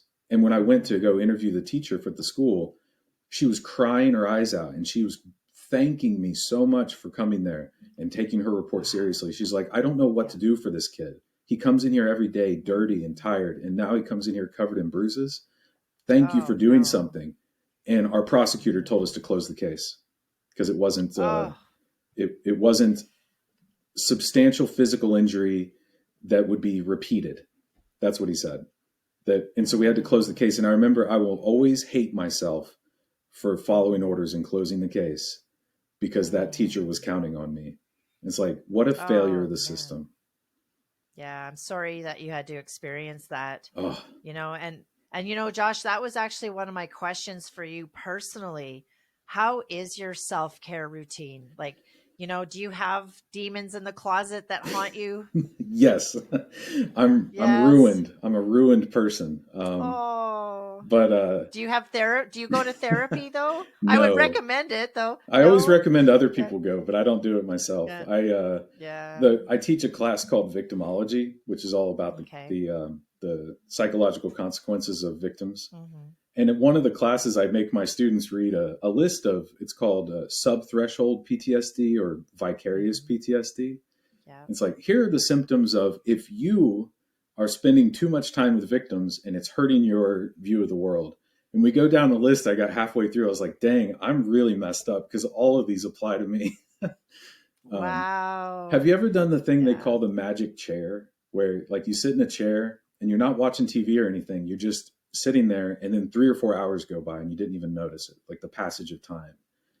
Um, Mm. I used to get in my car after work and start driving home, and I would just be in my driveway, and I didn't even know how I got there. I'd be like, Yeah. my brain was driving, but I was somewhere else, and that's like a type of Mm. trauma response. Um, Yes. but I would say, like, Yes. on the one hand, my job as a professor and a researcher is very easy. I'm very fortunate to be able to sit Mm-hmm. behind a computer and do what I like to Yeah. do. Yeah. So when I left my children's service job to write books, that means that I have great advantages in life, but I will always hate myself for not doing that traumatic job. I look back and say, I was Mm. helping kids. Now what do I do? Write books. Yeah. Yeah. But you know what? You're still helping a lot of people. I know that. I absolutely know that because, your work is going to ripple out in ways that you might not even be aware of yet, you know? I'm not, I'm very, I know what you're saying and I hope that happens, Hmm. but Hmm. I'm always attacking myself. Like, no, you should just go back to Mm. children's services, quit your job and go. Yeah. It's so Yeah. hard to Yeah. get out of that rut. I need CBT. Yeah. Yeah. Well, it's interesting because even for myself, like they say, therapists need therapists. And I have a therapist. I don't, it's not full time, but every once in a while I'll sign up for like 6, 8, 10 sessions. Because you just need a way to discharge that information. Because now that somebody's been in my office and has confessed this horrendous incident, what do I do with it? Yeah. I know what to do as a therapist for them, but what do I do with it for me? It's so hard to trust people, and it Hmm. could impact your life. Just like the victim of sexual abuse is going to have trouble trusting people forever. Yes. Um, because I see so many horrible cases, I'm thinking to myself all the time, like, should I let my kids go over to this other person's house? Should I let them play on the soccer team? I'll read a horrible case. Like Yes. one of the worst cases ever is Tom Feifel in New Jersey. And he was a softball or baseball coach. And Yeah. he horribly abused, like the worst types of abuse, 400 victims over a 40-year Oof. period. He was Wow. arrested, convicted, got probation, arrested, convicted, got probation. And he went right back to coaching baseball. He abused 400 kids until it finally got exposed by a guy, his name's Richard Hoffman, and he wrote a book about it. And he goes, after he publishes the book, he's like, I'm going to name the guy because I don't care if it's slander. I'm naming him. He abused me when I was a kid. He ruined my life. And he published the book. And then people said, he's still coaching. And he was still abusing kids. 400 victims. Wow. And I think to myself, am I going to let my kids play soccer? I'm going to be sitting right there watching them the whole time. So, yeah, it makes but me you're hyper not vigilant. wrong. Yeah, well, yeah, but you're not wrong in that, right? Because by not being hyper vigilant, then we're basically just saying that this stuff doesn't actually happen, or it Yep. can't happen to me. There you go. You want to hear the worst argument I've ever heard in the ivory tower? Like, the ivory tower is out of touch, and I try not to let that resentment leak into everything I write, because I do think there's value in researchers, and I think they bring up some good points, but they can turn into like an echo chamber sometimes. I've actually seen it said that white middle class Americans shouldn't worry about their kids being sexually abused. Stop panicking, because it's most likely to happen to racial minorities and impoverished communities. That is the most out of touch thing I'd ever heard in my life. I care about those kids too. I care about Black Native American kids who are poor. I care a lot about them. So I should panic on their behalf. But no, the whole point in academic research is to dampen public alarm, to lower the temperature so people don't panic, because it might manifest in vigilante violence. I wanted to give a voice to that anger and fear, because, like Andrew Vax said, you can harness that rage and turn it into policy that helps kids. To dampen it, to say the public is panicking, their one term is they're low information, high salience, that they're stupid and emotional. That's what they say in the ivory tower. I'm like, you're talking about rape. You're talking about parents that want to protect their kids. These are noble virtues, trying to protect your kids. Let them be angry. That's my anyway. I'm getting angry talking about it. Well, and but that's good, because there's passion behind that. There's a lot of passion behind that. And if it wasn't for this type of research and the work that you do, where would we be? I definitely want it to be an outlet for people. And when they see Jason, like, obviously the memes and the support he gets online are from people who don't have another outlet. They're like, Jason is a hero. He's the Alaskan Avenger. These other vigilantes, they're all heroes. They share Steven Sanderson's confession online, the memes. And what is the meme culture? Like, is this funny to them? No, it's not funny. It's like a type of expression of their combined outrage that this kind of stuff happens. A vigilante is like a folk hero, even if most of them would say, if you kill someone, you should go to prison anyway. But it's and his friend JD DeLay too. He's got a lot of memes out there too, like wood chipper. Oh, I've seen that. That's JD DeLay, and he also has a clothing line like pedo hunter, make pedophiles afraid again. Wood chipper. Yeah, it's like the viral the people who go and lure people in, like a sting operation, and they expose them online. Those are very popular. Yes, as a matter of fact, your book once again led me to Justin Payne. Yeah, interesting guy. He's Canadian too. Yes, I've reached out to him. I asked him if he would do a podcast interview with me, and he said yes, but we just haven't connected since. But I'll probably give him a shout out here as well. Maybe tag him in this content and see where it goes. But he amazes me though, because he's so good at he actually poses as an adolescent boy. Yeah. And he changes his voice, everything. And there's no limit to the number of people who will try to meet up with him. Like, every time he casts the net, he gets 20 people trying to meet him. It's like there's an unending supply of these people out there. Yes. Yeah, it's very startling. And so if anybody's watching this, catch Justin Payne over on YouTube. He's got about 200,000 followers. He's also on Instagram and Facebook. And that's what he does, is he poses as an underage boy who is seeking what he does is he converses with adults who are conversing sexual relationships with children. And he films the whole thing too, which is amazing. But how does he actually navigate around that though? Because I do think he's consulted with law enforcement to make sure he's not breaking any rules or laws. But that can't be easy because there is No. confrontation and conflict. Oh my gosh. And it's getting more aggressive now. I've noticed online there's some of these groups pop up and they will physically attack the person, to punch them, and you're filming your own Yes. crimes. My advice to people Yes. is don't do anything that's a crime. That's Yes. my basic Mhm. standard advice, because if you're in jail, you can't help kids. Um, Yeah.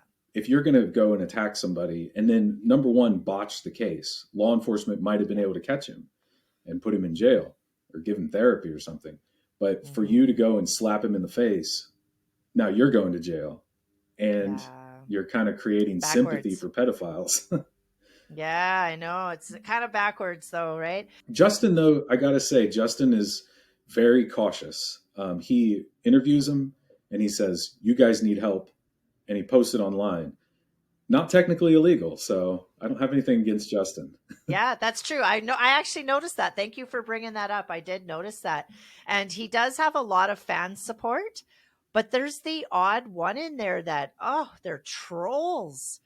Like they say some really mean things about Justin to Justin in his comment section. And obviously, this is somebody who's probably a pedophile themselves. I've gotten similar responses. I Hmm. tried to do a Substack, and I'm not really like an online presence kind of person. I don't really post Hmm. stuff Yeah. regularly. So I started a Substack and I was posting things, and I had to take it down because people were sending me comments like, um, just horrible stuff. And it's obvious, you could read between the lines that these people are pedophile activists, where they may Mm. not be a pedophile themselves, but they're on like this social justice campaign for Yeah. equality with pedophiles. Like there are campaigns Yeah. like that. There's movements all over Yes. Reddit, Yes. Twitter. Hmm. So yeah, you Yeah. get a bunch of hate from those people, but you know, Mhm. I didn't Yeah. expect much Well, from them. I'm assuming that we might get the same thing with this content, and I'm ready for it. Like I don't care because I'm an advocate. That's who I work with the population, not children. I don't work with children, but the product of that. Yep. Right? It, Yeah. I think it's so important for people to talk about it in the open, that it's Hmm. not an unspeakable Yes. crime. It has to be spoken about. And these Yeah. groups, Yeah. like the old NAMBLA, these groups that come out and try to advocate for lowering the age of consent or pedophile rights, hate Mm. crime Yeah. protections, they Yeah. refute themselves. When they talk, they're Hmm. exposing the mindset of people that most of us ignore and don't believe exist. So Right. let them talk. The more they talk, the more we understand their mindset. That's how I see it. Yeah. Oh, that's a really good point. I really like that. Yeah. Now, really, really digging into actual like the vigilantism, and why we kind of want to caution around the vigilante mindset is there has been some cases of mistaken identity and also mislabeling. And Seth Fletcher comes to mind, the Romeo and Juliet. Like these are serious. Yeah, and I'm really glad you brought that case up, because I think it pushes people beyond the memes where they're like, Mm-hmm. I want to put someone in a wood chipper because they're a Yep. pedophile. And you're like, okay, Mm-hmm. really? You want to watch their guts come spewing out of a wood chipper? Like, well, no, no, no, metaphorically. And Mm-hmm. but then when you get to a case where here's a guy who was, and this is, I believe from newspaper articles, this is what I read of his case. Yeah. I could be wrong about little details. I think he was 18 and his girlfriend Mm-hmm. was underage, but it was like, I believe 15, because in Ohio there's a 3-year age gap. Mm-hmm. Mm-hmm. Now, anyone who's under the age of 18 who has pictures taken of them and when they're nude, that is child pornography. That's a crime. So Yeah. she had sent him pictures herself.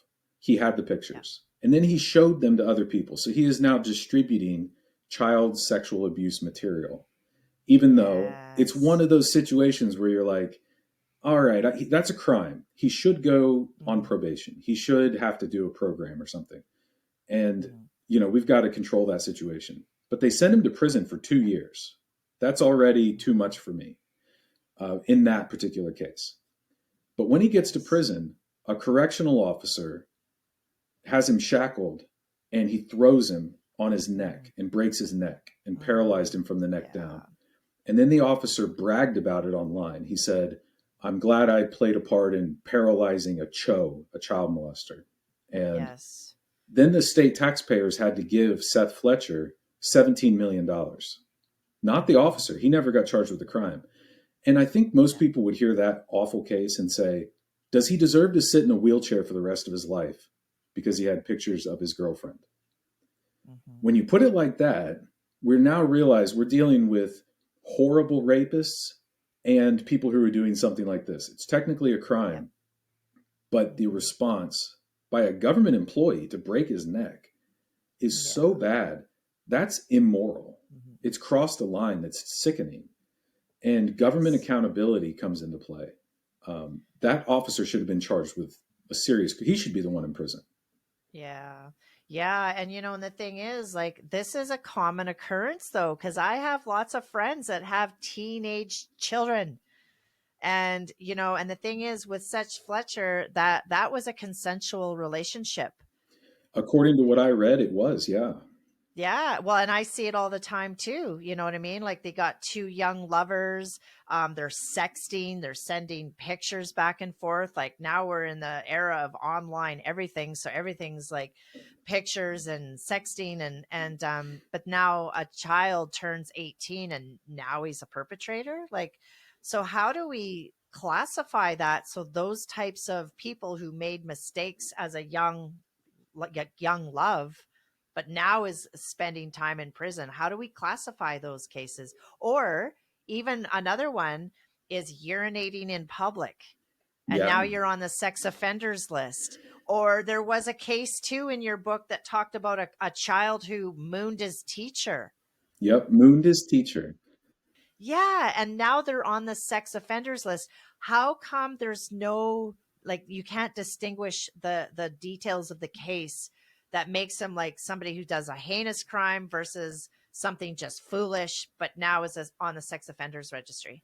I would say like the blame for almost all of that is on the Mhm. prosecutors because a prosecutor Ah, has the power to overcharge mhm. some kid and force him to like Yep. go to prison or to be on a sex offender registry Mm, for a crime that most people would consider to be not worthy yep. of the taxpayer money to even process. Yep. So that's what Yeah. most criminologists study. And there are books like that Hmm. looking at Hmm. overpunishment of sex offenders. But they always say these are distinct from the serious crimes. And so now you've got a rapist, a guy who rapes 4 kids in a daycare center, and he Yeah. pleads guilty to a non rape crime through plea bargaining. The same Oh. prosecutor who overcharges the teenager gives a lenient plea deal to the rapist.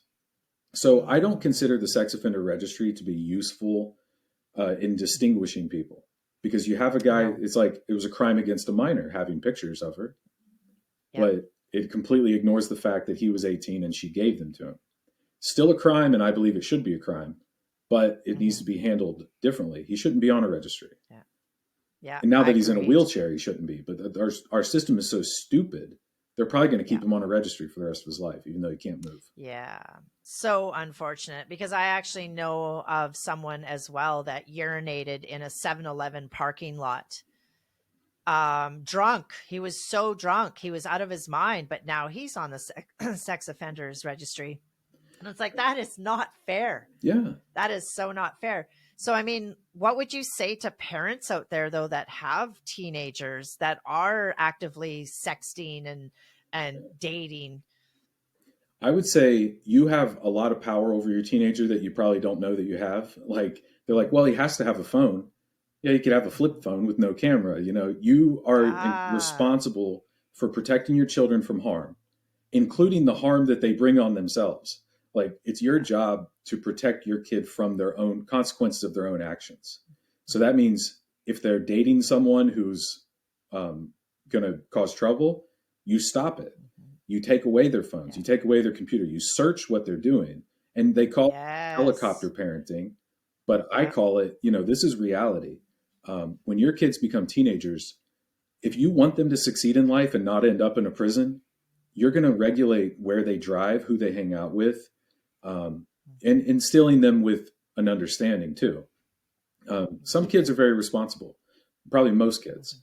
And you could say, don't look up this stuff online. If you're looking for particular stuff, you're going to get in trouble. Here's the law. Here's what, and talking to your kids would solve a lot of problems. But we have this hands-off thing where parenting is texting your kid, what do you want for dinner? And they respond 3 hours later, I'm not hungry. If you're that distant from your kids, they're going to get into trouble. And now you're going to have to bail them out. Wow. I really, really like that. That's a really good point. And I have some friends as well that have teenage boys. They're all adolescents, and the thing is, when you look at an adolescent boy, their brain doesn't stop developing until they're 25. And a lot of that is like the cognitive processing around consequences. Right. Right. But a lot of the clients that I work with that have got some, sexual, sexual things that have gotten them into trouble with relationships, maybe like just dating, what's the word I'm looking for? I kind of got stuck for words. But anyways, what I'm getting to is, have you checked their browser? Yeah. What are they looking at? And they're like, well, I'm not going to look at their phones. I'm like, yes, you will, because you're the parent. They're not an adult. They're not living on their own. They're underage. They're a minor. You have every power and authority to look at their phones. Now go look at their phones and see what they've been looking at online.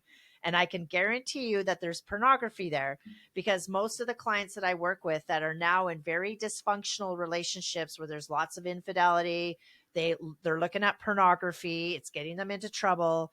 They started looking at that stuff by the time they were 8, 9, 10, 11 years old. Yeah.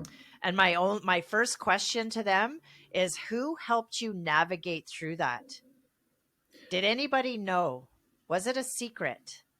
It's always Right? a secret thing. Parents aren't going to sit down and tell their kids and walk them through it. Yeah. And kids now with, like, you're right, with, they get a tablet when they're 8 years old, and their, parents are like, yeah, go watch YouTube. Well, there's lots of stuff on YouTube. And then there's also access to everything else on the internet, including pedophiles who are going to say, hey, you like Minecraft? Let's talk about Minecraft. And before you know it, they've got a pen pal with someone who claims to be their age, who's really a disgusting predator. Yeah. Yeah. And that's another thing too that I wanted to touch on, Josh, was I can't remember the author. Was it, hopefully you can remember, where they've identified the stages of online grooming? Rachel O'Connell, I think, is the one. That's it. Yes. Yeah, that's it. And part of that, and I think that, anybody who's watching this that have children, or nieces or nephews, it doesn't even matter. Be diligent, ask these questions, because these pedophiles, these online groomers, the first thing is that they're developing friendships. Yes. Right. Yeah. And then they develop relationships, and developing friendships is about mutual things that they're interested in, mutual common interests. And think about, your kid is into baseball and they've got a certain baseball hat, and they're online and they're streaming, and maybe they can see the kid's baseball hat in the corner. They can start up a conversation. Exactly. Video games, sports, comic books, cartoons. The internet is full of these forums where people talk about shared interests.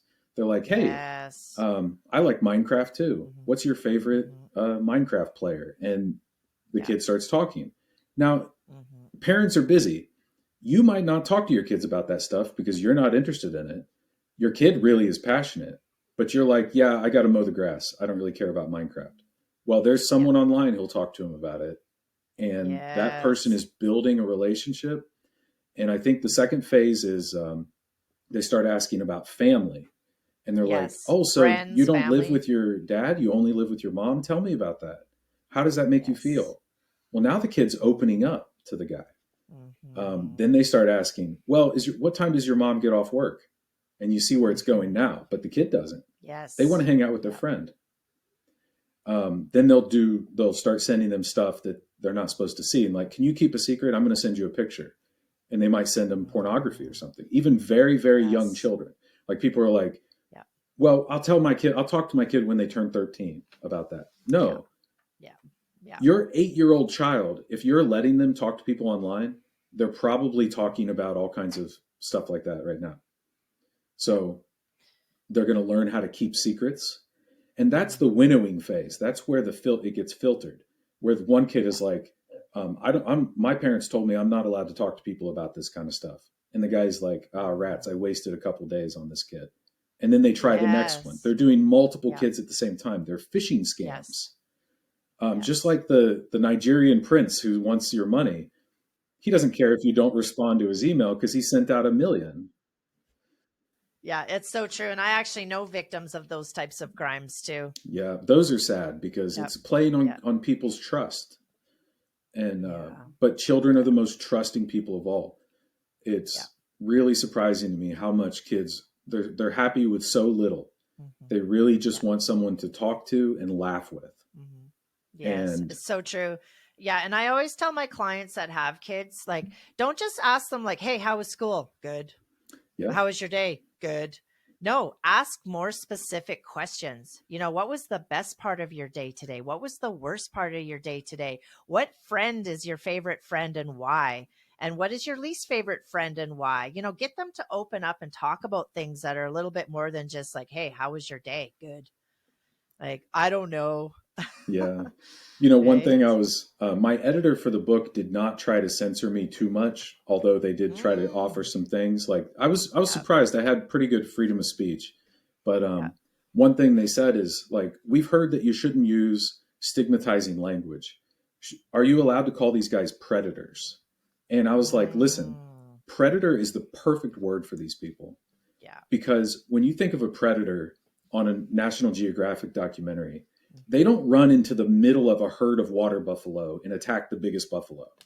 They look for the Right. Yep. weakest, youngest, Yep. helpless, unprotected child, the offspring on the edges of the herd, and they grab them Yeah. and take them away. That's what these groomers are doing. They're looking for kids who are sad and want a friend. That is the Yes. saddest thing I can even imagine. Yeah. They're Yeah. targeting the weakest victims.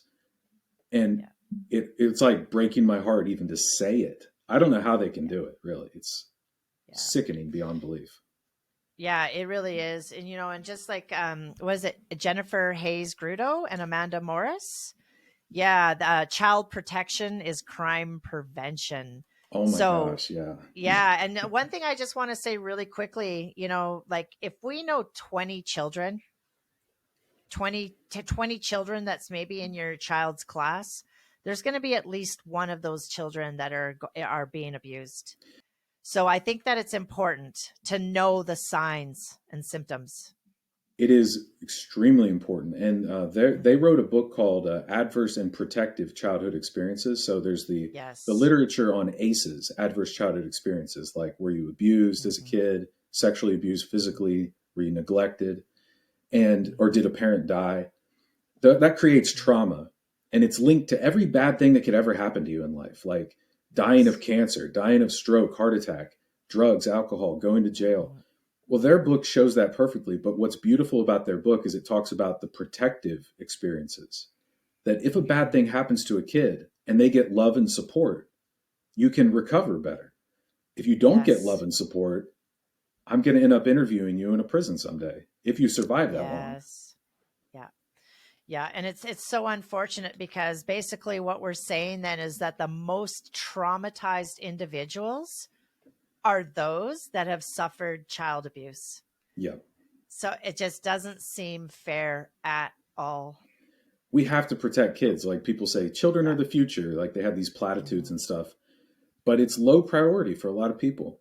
Hmm. And the people who Yeah. care about children also care about everything else too. So they're busy. They're Yeah. like, I want to Yeah. save children, but I want to save the whales. I love whales, Mm. but Yeah. I'm not going to spend any of my time and money helping whales when there are children in the town I live in.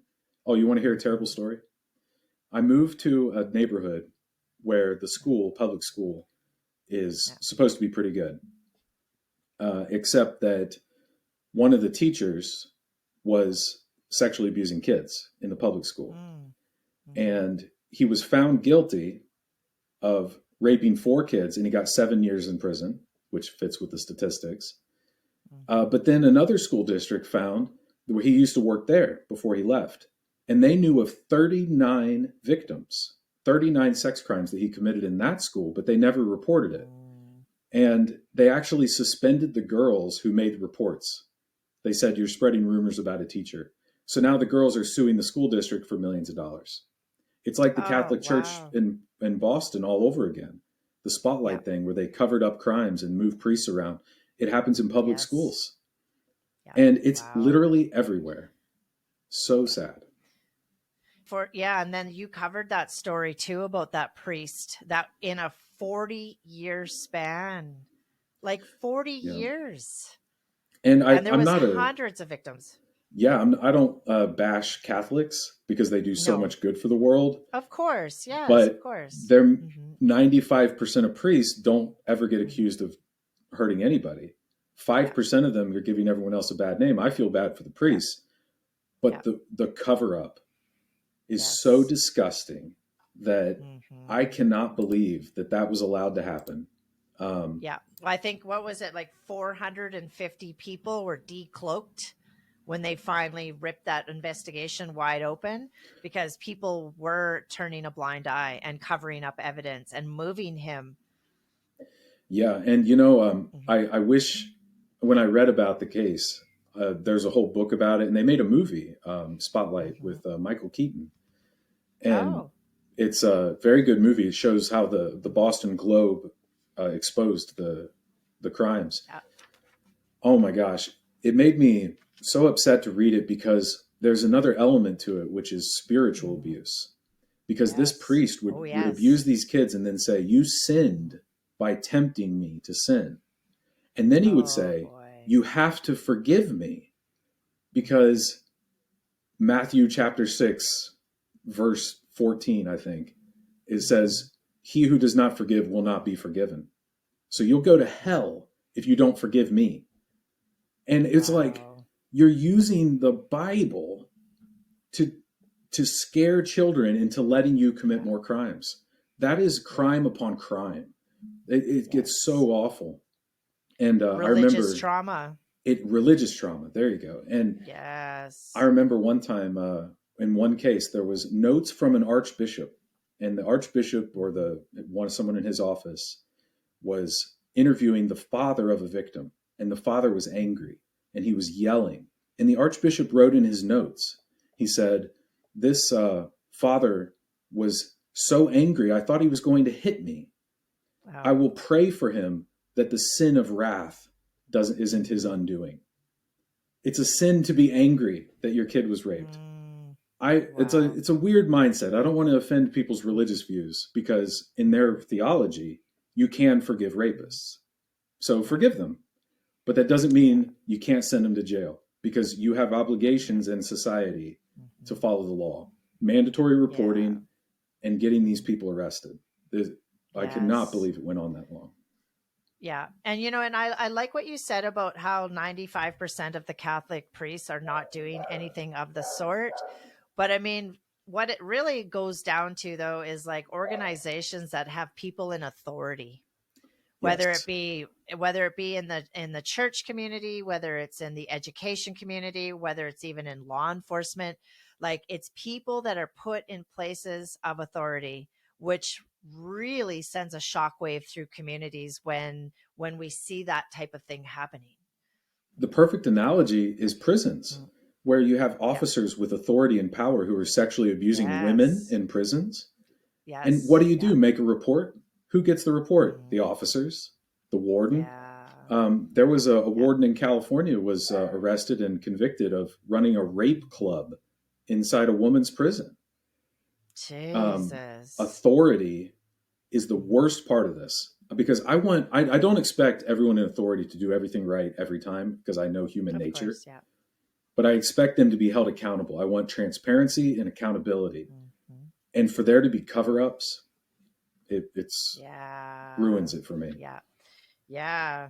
And that kind of goes back to the part in your book, learning not to trust.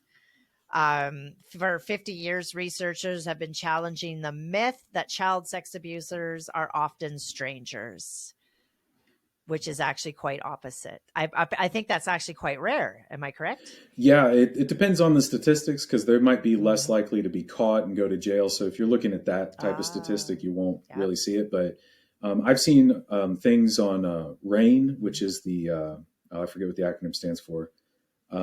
RAINN collects statistics on all the different types of sexual abuse, and Okay. they say it's between 10 and 20% of sex crimes are committed by Mm-hmm. strangers, Mm-hmm. and about 40% is by acquaintances. I don't like their definition of that, but it means Yeah. like your basketball coach, your teacher. And then 40% is inside the household. So it's your stepdad or mom's Yes. boyfriend.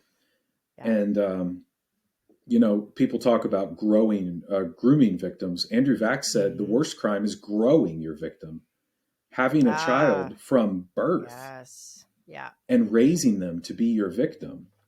Isn't Yeah. that like the complete destruction of a child's ability to trust others when your own father Yeah. did it? Yeah. So, yeah, I think stranger danger is a real thing and we should talk about it and we shouldn't Yeah. downplay it, Yeah. Of course. Yeah. but it's in the household. The youngest kids are Yes. abused by Mm-hmm. caregivers. Yeah. Yeah. It's alarming, right? It really is alarming. And I think, and then that actually brings me to the table in the back. The table in the back where there's the statistics or the data collected about different punishments, like say, do you think that a child sex offender should be executed? And it's alarming because the non-victim actually says yes, huge percentage says yes, but then the victim says no. Right. And I think What goes on? the one major thing with that is Mm-hmm. that victims, because they blame themselves, um, Mm-hmm. they're like they've internalized that blame. So it's like Mm-hmm. a failure to trust others and eternally blaming yourself for the rest of your life. That when it comes to the culpability of the crime, they don't they see it as partly their fault that they were abused as a little child, which is Yeah. obviously wrong. And as an outsider, Yeah. we can see Yeah. it's wrong, but for them, they're like, well, Mm-hmm. you know, that's one part of it. Um, Do you but think that part of that too is that they actually had a relationship with the perpetrator? yes, that Because they're not strangers. yep, they say Yeah. they might even think that it was affectionate and mutual, Mm-hmm. and they feel betrayed when that person admits later on, like, yeah, I was just taking advantage of them. And so that's the part of the grooming of it is they thought that what was happening was actually an expression of attachment, and then later they found out that they were just being used. And Right. so there's so many layers to it. Like Mm-hmm. I don't know how people can downplay the effects of this, where they say, Yeah. get over it, or they'll be fine. Victims can get better. Even the United States Supreme Court has said that. They said, yes, this is a serious crime, but victims can get therapy. Like, really? Is that just going to solve everything? I mean, you can't just get over it. It changed your trajectory in life. And not, and decades of it too, layers and layers. You can't just unlearn that stuff overnight in one therapy session. Sometimes it takes years, right? Absolutely. But so, and you had the opportunity to interview Jody Plush. Yeah, I've talked to him a few times. He's very funny. Yeah. He's got a sense of Yeah. humor. He's a very funny guy. Yeah. And it's interesting that he is a survivor in so many ways, Mm-hmm. Yeah. because people use the word survivor as opposed to victim, and I appreciate that. But Mm-hmm. it in his case, he became a social worker, and he wanted to help Yes, I kids. read that. And he'll sit down with some Yeah. kid like, when I was your age, I was sexually abused, and the kid's like, you were really, and he could help them Mm-hmm. in a way that Yeah. no one else ever could. What a great Yeah. guy. He wrote a book about his Yeah. experience. Very cool. Yeah. And is it correct though? My understanding was that he actually did not want his father to kill the karate instructor. It was a karate instructor, correct? Right? He said Yeah. when he was a little kid, he was friends with this karate instructor who was grooming him. giving him dirty pictures and Yeah. alcohol and letting him drive his car. Yeah. And then he kidnapped him and took him to Disneyland. And then he sexually Mm, abused him. So yeah. Jody was struggling with emotions. Like, this guy committed a horrible crime. The shame and the stigma of being a famous rape victim is going to Mhm. ruin his life, because now he's going to be in high school and have to, people will be like, hey, aren't you the kid who was kidnapped and Yeah. raped? So he had to cope with that. And at the same time, he was like, well, I didn't want him to be killed. But on the other hand, I wanted him to go to jail, but I didn't want Mhm. my dad to go to Yeah. jail. And so this kid is Yes. caught in the Right. middle. And I asked him, this was like the question of the ages. Mhm. It just hit me in the middle of the interview. And I was like, would you have blamed yourself if your dad had gone to jail for killing him? If the prosecutor Mhm. hadn't given him a plea deal, and I think he got community Yeah. service for committing murder on camera. And Jody was Yes. like, as an adult, I now realize I would not blame myself, because Mhm. my father makes his own choices. People make choices. Um, Yeah. but he said, in the mind of a kid, I can't tell you. I don't know. Maybe as a kid, I would have said that it was my fault my dad got life in prison for murder. It's Yeah. a lot of pressure on a Yeah. little kid. I mean, when I was his age, I was watching cartoons. Yeah. Yeah, exactly, right? It's funny because at my age, I at that age I was watching Charles Bronson's Death Wish, and because I have a yeah, and it's interesting because a lot of the vigilantes that are serving life in jail, they'll always tell you that they actually did enjoy watching those shows. Like Dirty Harry, Clint Eastwood, and lots of them were watching Dexter, Yeah. because I think secretly there is a vigilante that lives in all of us.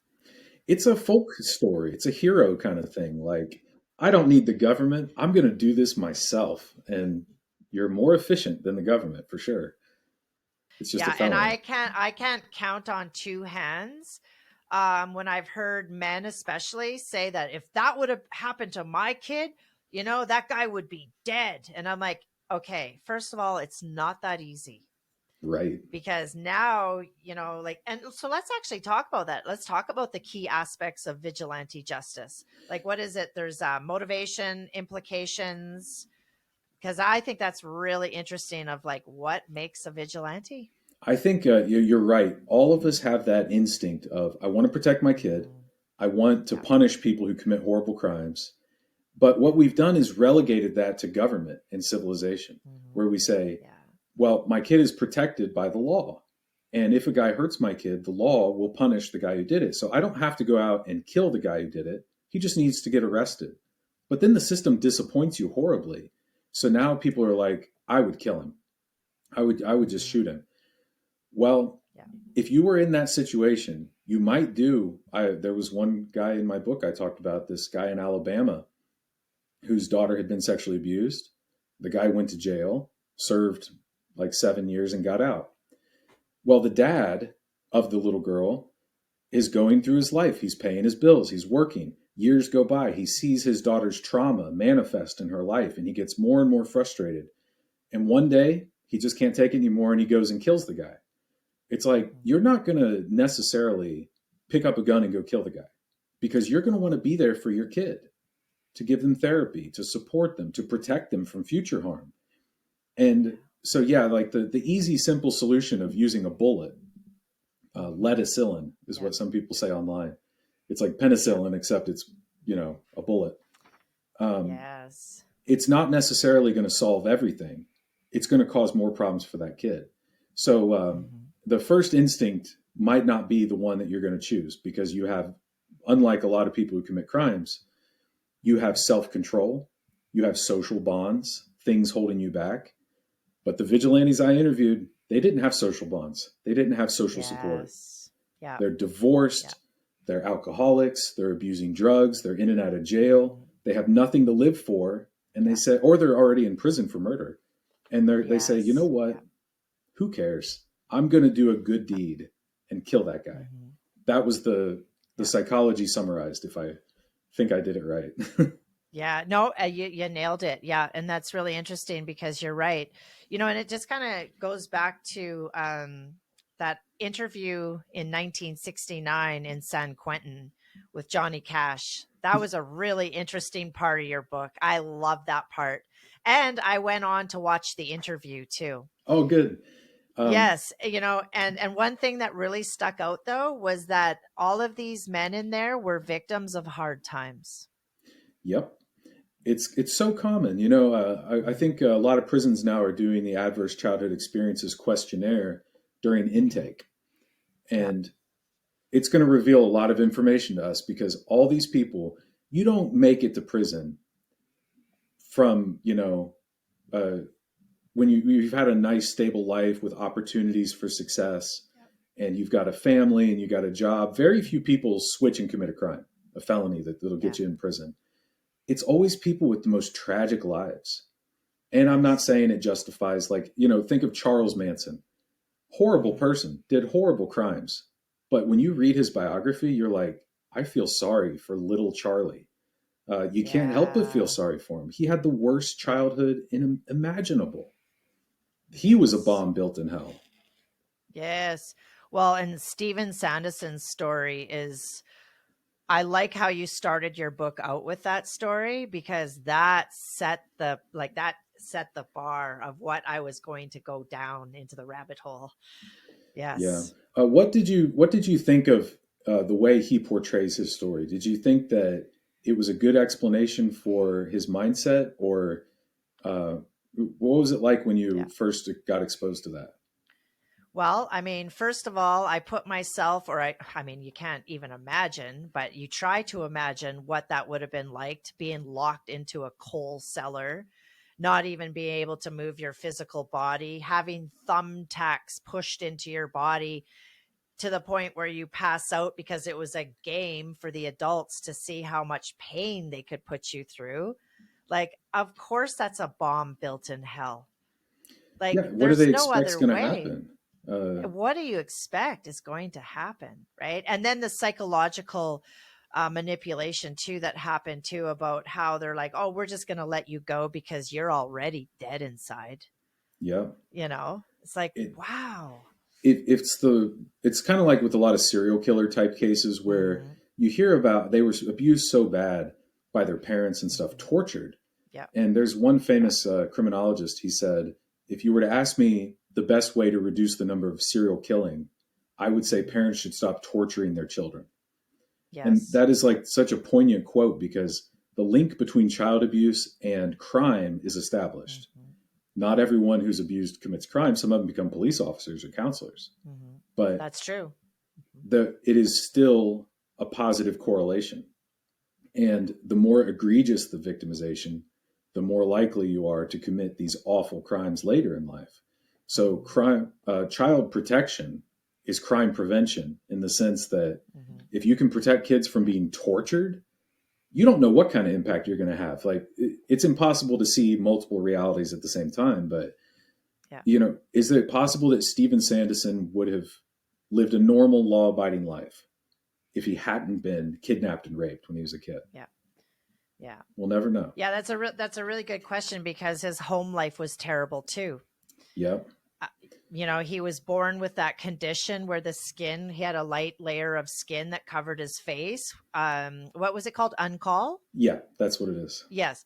Yeah. And so his mother ran away, thought that he was a demon child, didn't want nothing to do with him. His father exiled him out of the family in a sense. So now you've got this young 8-year-old boy that has absolutely zero friends, zero support, and then comes the couple in the ice cream truck, and no joke, like in the ice cream truck, like Yeah. what, you know It's it's so sad because it's a story that you hear many times and some people say, Hmm. well, he read that somewhere and he's making it up. Maybe he's lying. Well, maybe he is. I can't tell because I wasn't there and I couldn't find like police reports from the 1970s to say if it was true or not. Yeah. But the thing is, if it happens lots of times in these cases, maybe we're seeing a pattern. Maybe being abused causes so much trauma that you cope in all these ways. The lack of social Yeah. bonds is there, the abandonment by your family. And it's so sad that it's the religious abuse again. His Yeah. parents were, I think, Jehovah's Witness, extremist Jehovah's Witness. Mm. Oh boy. and they hated him. Yeah. They said he was a demon. Imagine being told that, Yeah. that alone. Yeah. Yeah. And then just shaping, again, shaping your brain, shaping your nervous system, shaping all of those five moral values, right? Like, and Yes, which is, yeah, which now is your whole world perspective on life. And now you go out into the world, which is kind of cruel, at times. So, absolutely. yeah. Um, Yeah. that was a really tough set of interviews for me with him because I he does bet. have a an antisocial personality. He's Mm-hmm. difficult to talk to. If you ask him a question, he's very irritable. He'll yell at you. Sometimes he'll be nice to you and you're like, is he manipulating me? And it's because this Mm. is a guy with serious trauma.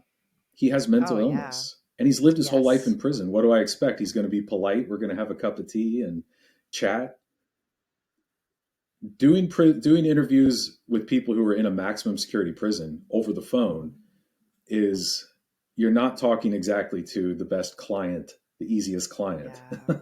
Yeah. He's the worst case scenario, short of death. Yeah. Yeah. Wow. I'm really proud, though, that you stepped into something so challenging, but with so much compassion that you actually see these people as human, because they deserve that. Yeah, it's I do the thing where I see him as children. Like that's the ultimate way to get empathy Mm. for anybody for me is like, here's a Yeah. monster. Here he is as a child. How did he get there? That's what criminology is all about. Yeah, and I just want to quickly, hopefully I can find it really quickly, but the picture that he drew of himself, Very sad. when you say, like, I see the child, right? You know, Now imagine you get the that made me letter cry. and you That open made me the cry. I got the letter in the mail and opened it up and I Hmm. was like, "Oh my gosh.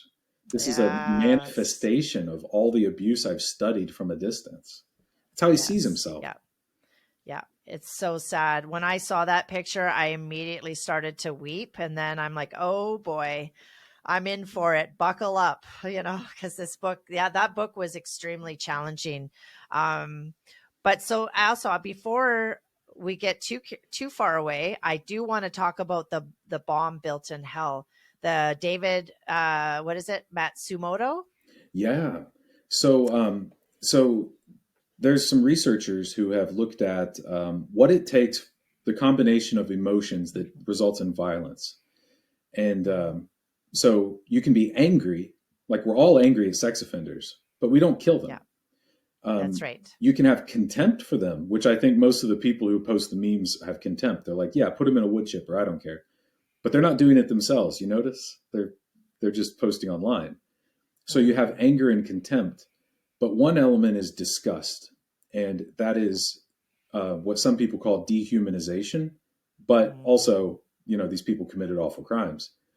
But Yeah, the disgust with pedophilia, um, how can they do this? It's not like robbing a bank. I can understand that crime, but to want to sexually abuse a kid, to psychologically torment a kid for your own pleasure is so disgusting. It's the combination of those emotions results in hmm, violence, um, yes, taken yeah, to their furthest extreme.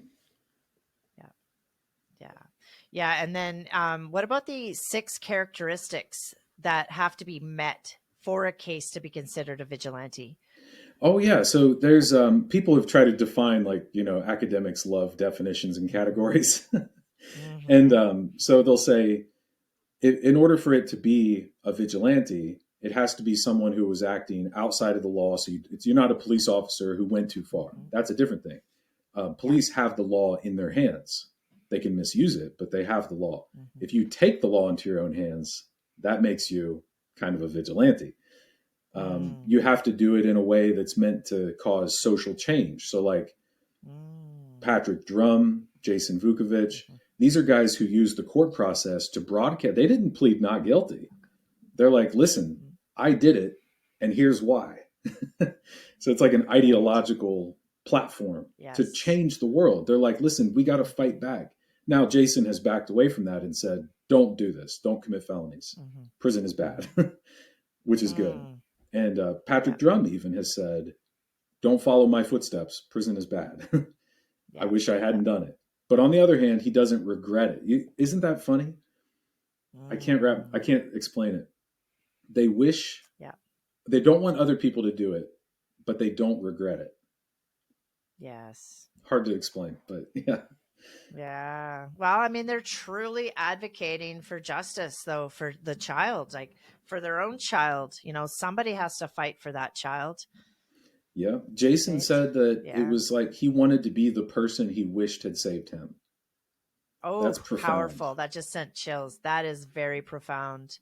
Yeah. And that's why I really hope he really starts getting into like the coaching arena, because he's going to be able to help a lot of people through his knowledge, Oh, right? absolutely. I think he even ran a podcast in prison, so he's got the Oh, skills. did it? Well, I saw like after it's funny because when I was watching JD Delay's content, good old social media algorithms led me to Jason. So I watched his interview, The Alaskan Avenger, on YouTube, which is just over an hour long. And then that's what led me to you with the book, because I research. I have to know. I have to get the answers. Where did this come from? Who wrote this? And so I'm so glad that I was able to connect with you, Josh. Like, I've been dreaming about this interview. I'm so glad I, to talk about it because obviously when you write a yeah, book, it's all up there and and putting it in the written yeah. word is not, doesn't convey the emotion. So now with the collaboration with Avenging Child Sex Abuse, what would you say that some of the key findings or insights that you want the public to understand? With all of my scrambling to find research and talk about it in an academic way, I realized that a lot of that can be interesting and insightful for practitioners like you or for researchers. But I think for the average person who's drawn to the book, they're probably someone who's angry at the injustice of the system. And my biggest pieces of advice are: number one, if you're the victim of abuse, you can get help. Not necessarily if you don't want to talk to a therapist, you're worried about that process. Talking to the people in your life who you can, if you have a romantic partner or children or something, you should try to develop your social bonds, strengthen those social bonds because you can get help. You don't have to live with the shame and anger. No one should be ashamed of what happened to them when they were in childhood. I forgive people for crimes they committed in childhood. Like, your brain wasn't even developed, let alone to be a victim. So you have to realize there's people who care about you and don't wish, we really wish that what had happened to you hadn't happened. So don't beat yourself up about it. Jason said that it took him going to prison and getting letters from people who said, "Thank you for beating those guys up. You're my hero. I was abused when I was a kid and no one believed me." And he read all these letters and he said, "Wait a minute, I'm not alone." Maybe he wouldn't have even done that crime if he hadn't thought he was alone. Wow. So, Powerful. yeah, definitely. Like, Yeah. there's people out there. Andrew Vax Mm. called them the children of the secret, and Mm. and Jason said there's tons of us out there hidden, Yeah. and it's true. Yeah. And the other problem is they're angry at the system. Uh, Hmm. to be angry at the offenders, the perpetrators, is important, but the system Yes. let us down. The problem is we live in a democracy. You can vote, you can go and try to fix these things. And so at the end of the book, I mentioned this woman in Alaska who's my hero. Hmm. She's the best kind of vigilante. She didn't use violence. Her name is Elizabeth Hmm. Williams. She's a social Mm. worker. She's Nice. a hero. She started a Yeah. Facebook page and she got a judge fired because he was releasing Wow. rapists. He's releasing sex offenders. Wow. And she's like, Yeah. forget this, no more free passes. And she got a couple hundred people to vote and she fixed the system at the local level. Now, Wow. you can do that and feel like a hero, and you are a Hmm. hero. Like, I think Yeah. Elizabeth Williams is the best. I've never I talked to her or love it. anything, but it's like, Yeah. I'm going to follow her. I'm going to find her. because Yeah. I feel lazy if I Hmm. don't do stuff like that now because she has shamed me into wanting to help. So like I Yeah. do research on my local prosecutors. How Yeah. many crimes do they plead down? What was the Hmm. sentence given for rape? And I'm not too happy with my Ah. local prosecutor. He gave a 10-year sentence for rape and the Hmm. guy's eligible for parole after 5. And Mm. I'm like, Yeah. is that the best you could do? He raped a kid in a school. Oh, You can do wow. better. Like, but the Yeah. alternative is a prosecutor who was running on a reform agenda, which is Mhm. very important for cases like Seth Fletcher. Yeah. But if you have a platitude of we should Yeah. find alternatives to incarceration, even for child Yeah. rapists, Yeah. I want people to say on the record, I'm going to take these crimes seriously and treat them just as bad as bank robbery. That's all I Mhm. want. Robbing a bank is a crime. Raping someone is a crime. I want Mhm. bank robbery to be equal to rape. If we can get that, I will be close to satisfied. Yeah. Right now, we treat rape less seriously than we do some drug crimes and stealing cars. Mhm. Yes, I know.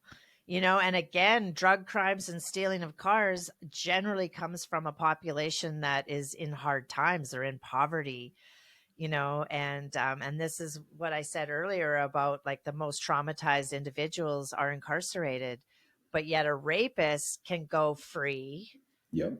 That steals, like the robbery, steals us of our safety, our trust, healthy relationships, the PTSD that follows from that. There's so many things that they rob from us. But if they stole money or a car, Hmm. a judge can understand that. And the judge is very Yeah. harsh and he gives him a lecture. Jason Yeah. talked about how the judge lectured him and condemned him as Mm. a criminal who's undermining the justice system. And he's like, you were so nice when my father was here as a defendant. You know, you Mm. called him a gentleman. Now look at this. Yeah. In the same courtroom, he was convicted Yeah. in the same courtroom that his dad was given a suspended sentence. Oh, The injustice brutal. hurts me. It hurts really bad. So, Sure. And then how about like sensitive content? Like we're talking about child sex abuse and vigilante justice. So, how did you and Jason navigate those challenges and kind of produce a responsible yet impactful book? my brain is kind of broken because when you Mm-hmm. work with this kind of material every day, Mm-hmm. you'll just start having a conversation with somebody like, "Oh, what are you studying?" I'm studying pedophiles who groom children online, and they're like, "Whoa, we're in public. Don't talk like that." You know, it's Ah, so I'm yeah. not real good at that. And when I wrote the first draft of the book, the editors were like, "Can you use this language? Can you describe this, or should we cut this Mm-hmm. back?" Yeah. They didn't censor me, but they requested professional censorship, Yeah. self censorship. Yeah. Um, so I get it, I do. Mm. But I think I've decided to do what Andrew Vax did, which is to strip away the euphemisms, to say Mm. what I mean, and let Mm. other people censor it. You know, Interesting. Yeah. not to Yeah. ruin your algorithm if I use the wrong word and it makes it so you No. can't get Well, traction. it, But it's interesting, Josh, because even when I was reading your book in public, there was a couple of times where I caught people staring, and I'm like, "Oh my god." Because yep, they're reading Avenging Child Sex Abuse. So, they got kids at the table and I'm like, "Oh shit." So I had to be more mindful sometimes even in public, but I thought, "No. I want people to see this. I want them to ask me questions about this book. People need to know." But even when yep, it comes to editing this content and getting it on social media, I pray to God that nobody takes it down. But yeah. you know what though? I'm willing to take that risk. I don't think YouTube doesn't generally censor as bad as like Instagram and stuff, but hopefully with Mark Zuckerberg's speech, freedom of speech, just he did just recently, hopefully this will change, right? Yeah, he's But converted. He's decided to yeah. let people talk about things that he disagrees with. Like, thank you. Guess I need a billionaire's advice. What is your intention then for the impact on readers? Like, what do you hope that it would have on the readers? I guess my main thing is it depends on the reader. If it's a Mm-hmm. researcher, I want them to Yeah. stop studying shoplifting and crimes like that and start studying child abuse. Ah, There's yeah. not enough of us. Like Anna Salter is Yeah. retired now. There's Mm-hmm. not too many people who study this. And the ones who do, we disagree. So we need more help. We need Okay. researchers. Yeah. And if they're not a researcher, if they're a potential, like possibly a victim or they're a concerned citizen or a practitioner, I want them to see the human, the abused child turns into the adult with the tattoos. Right. And if you're just looking at these people and judging them, then you know what? take a step back and look at what would have happened to you if your life had been worse as a kid. What if your parents had done horrible things to you? Or, there was a woman in Cincinnati when I was working in children's services who sold her daughter on Craigslist for heroin. Mm. And you're like, you sold your daughter for heroin? That's the worst crime I can imagine. And this Wow. to a pedophile. And so Mm. the pedophile is a horrible monster. The woman who sold the daughter is a horrible monster. The little child is this victim. What is she going to turn into? And then I Yes. had like this thought. I almost fell out of my chair. It was like, what made the mom do that? Why Mhm. did she get addicted to heroin? Where the cycle of Mm. abuse is like a Yeah, virus. it I have is. no doubt that she was abused as a kid. I've never talked to Yeah. her or anything, but I was like, Hmm. it's not an excuse, Hmm. but it's an explanation. Yeah. It's so true because now once again, we're shrinking them down into those little children, and what happened to you. And a big part of my healing journey was doing a family genogram so that I could understand, like, ooh, okay, like the behavior makes sense. Yeah. And I was able to heal my father wound, just knowing what he had experienced, and so on and so on. So yeah, it's a very complex subject, and reading a book about child sex abuse and vigilante justice, there's definitely some emotional distress, some flashbacks, physical reactions, a sense of validation, and also some empowerment. I experienced every single one of those when I read this book. Oh, So yeah, it was so incredibly moving for me. Like, I'm going to actually reread it. This book is dog-eared and highlighted. I've got notes. I mean, I am literally right now, if you could see my desk, I'm sitting in a pile of notes. And I'm pretty sure I didn't even get to all of it. But how do you feel, though? Do you feel like we covered a lot of ground today? oh yeah, lots. And I'm Yeah. sure, all I care about is if one person hears this podcast or reads the book Yes. and then they say they're listening. Maybe I didn't get it Mhm. 100% right, but they're Yeah. listening and they care. That could change Yeah. the way they see things. So, oh, I'm Yes. so glad to Yeah. hear that you liked it. Like that makes it all worth it. Years of writing It and does. reading and oh my gosh. Oh, speaking of which, how many years did it take you to write this book? Oh, I can't remember exactly, but it must have been 2 years of actively interviewing people for Yeah. that purpose. And Wow. then probably about 5 years before that with gathering stories and the news reports Hmm. and Hmm. data. So, and in reading, like Yeah. just reading everything that was ever written on sex offenders, whether it was like Hmm. advocating for sex offenders Yeah. or advocating for pedophiles, or if it was advocating for victims and treatment and therapy in prison, just Hmm. really probably 7 years. Wow. Yeah, you can tell there's an incredible amount of work. I mean, even like your references, there's one chapter that has 61 different references. Oh, Like, I'm there is sorry. so much content that you have studied and researched. So thank you, Joshua. Like, We thank have a you. bad habit of citing something on every sentence, but I guess I put it there as a hub of information. So, like, you want to do research in this area, now Yeah. you can find what I was talking about.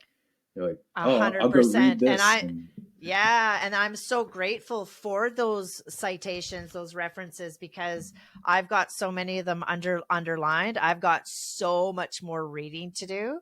And so let's talk about that, though. You have another book that's coming out soon. yeah, it's prison homicide, and Hmm. it's sort of looking at the issue of like Steven Sanderson killed a Yeah. guy in prison, and I wrote a whole book pretty much just on that subject of killing sex offenders. Okay. And the first comment I got about my book was, well, what if he just killed him over an argument and that this is an excuse after the fact? And I was like, yeah, you're Mm-hmm. right. So what I did is I stepped back and I said, how many people die in prison in the United States every year and why? Mm-hmm. And it turned out that about somewhere between 11 and 11% of homicides are related to killing sex offenders. Okay. And about 17% you could say are for justice motives, like killing a drunk driver or Mm-hmm. something. Yeah. But the rest are gang related, Mm-hmm. riots, escape attempts, and then officers killing inmates. like Okay. holding them down, like George Floyd, sitting on them, Yeah. or Mm-hmm. shooting them when they escape. And so I wanted to Mm-hmm. say, like, when is a murder justified in prison? Because it's a violent place, it's a scary place, Yeah. and you don't know if your cellmate is a homicidal maniac or not. And so Right. the book looks it like takes two steps back from the Avenging book, Mm-hmm. and it looks at all the other violence in prison. And that one's much more academic. And if you give me your address, I'll send you a copy because I got an Oh, extra copy. seriously? Oh, Yeah, I feel like I should send you the dollar though, at least. yeah. I get $1 Yeah. so per book. Yeah. That's the Oh, thank academic you, Joshua. scan. I really, really appreciate that. And just like I said in the beginning of this interview, like you truly have inspired me to go deeper in my education. I actually prayed that, oh, I would love to be a student of his. So your book actually has become my manual or my textbook, my learning. So, and like, I'm really excited to see what else you come up with too. Is there further research in any other topics though? Like coming up? I try to do some nice research in addition to all the violence I study. So Oh boy. I'm doing a program with MIT where they Okay. teach computer programming to prisoners and to No raise their way. self-esteem. And I love that. it is very heartwarming to listen to someone say, I didn't even know how to check my email. And they taught me and they treated me like a Wow. human being. And I was thinking, like, Oh, imagine you if, whenever you were incarcerated, if someone had yeah, given you a class to raise your self esteem, computer yeah, programming from MIT, yeah. how that would have changed your outlook on life. So good.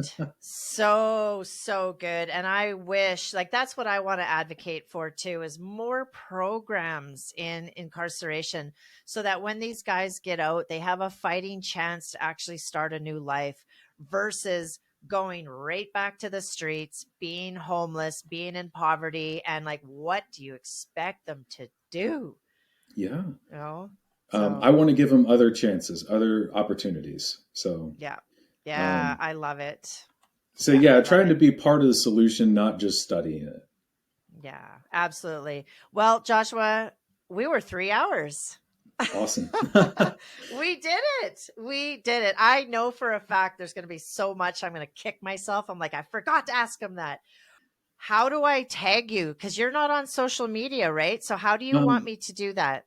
all I have is a Twitter account, and I'll send you my thing. It's like J Long Author, and I just started it about a Okay. year ago to market my book, and I'm just not good at Okay. that. Mhm. But are you okay? Like, do I have your permission now? Like, everything that we talked about? Because I'm going to create a lot more content around this book. I'm going to yell this from the rooftop. So, would it be still appropriate if I do that and just like make sure that I tag you as the author? Um, Maybe even Yes. include the link of where they can buy the book? Yep. Anything you want to do, you can edit Okay. the interview, Okay. you can cut and Yeah. slice and dice, and feel free to use quotes from the book. Use them for your own purpose. I just want to spread the word, and I don't, like I Yes. said, I don't get paid Yes. anyway. So Well, neither do I. Like my YouTube, like I do not get a monetized channel. I'm hoping to one day, but that's not happened. So, okay, this has been an incredible interview. I am so excited. thank Wow. you for letting me get these thoughts out of my head. I thought the book would be a good outlet, but saying it Yeah. with words helps. You know what? I would love to interview you again. Yeah, you know what? Let's get Jason on, and then Yeah, maybe the three of us can talk, and we I can could. just sit Yeah, there and but listen to him because he's yeah. a guru. He's a great guy to Yeah, listen he to. really is. But I would really like to interview you when that second book comes out. Yeah. Oh, sure. I can definitely talk about that. It's a little bit more Yeah. academic, a little more um, Mhm. like following statistics, like 22% of Yeah. people commit this much percent of, Yeah. and But that's that's hard okay to say. because yeah, I get that. But okay, well, I just keep in touch. Like Yeah. if you have any concerns, if you want to reach out, if you want to vent, if you want to offload some stuff, just know that the invitation is totally open, okay? Oh, thank you so much.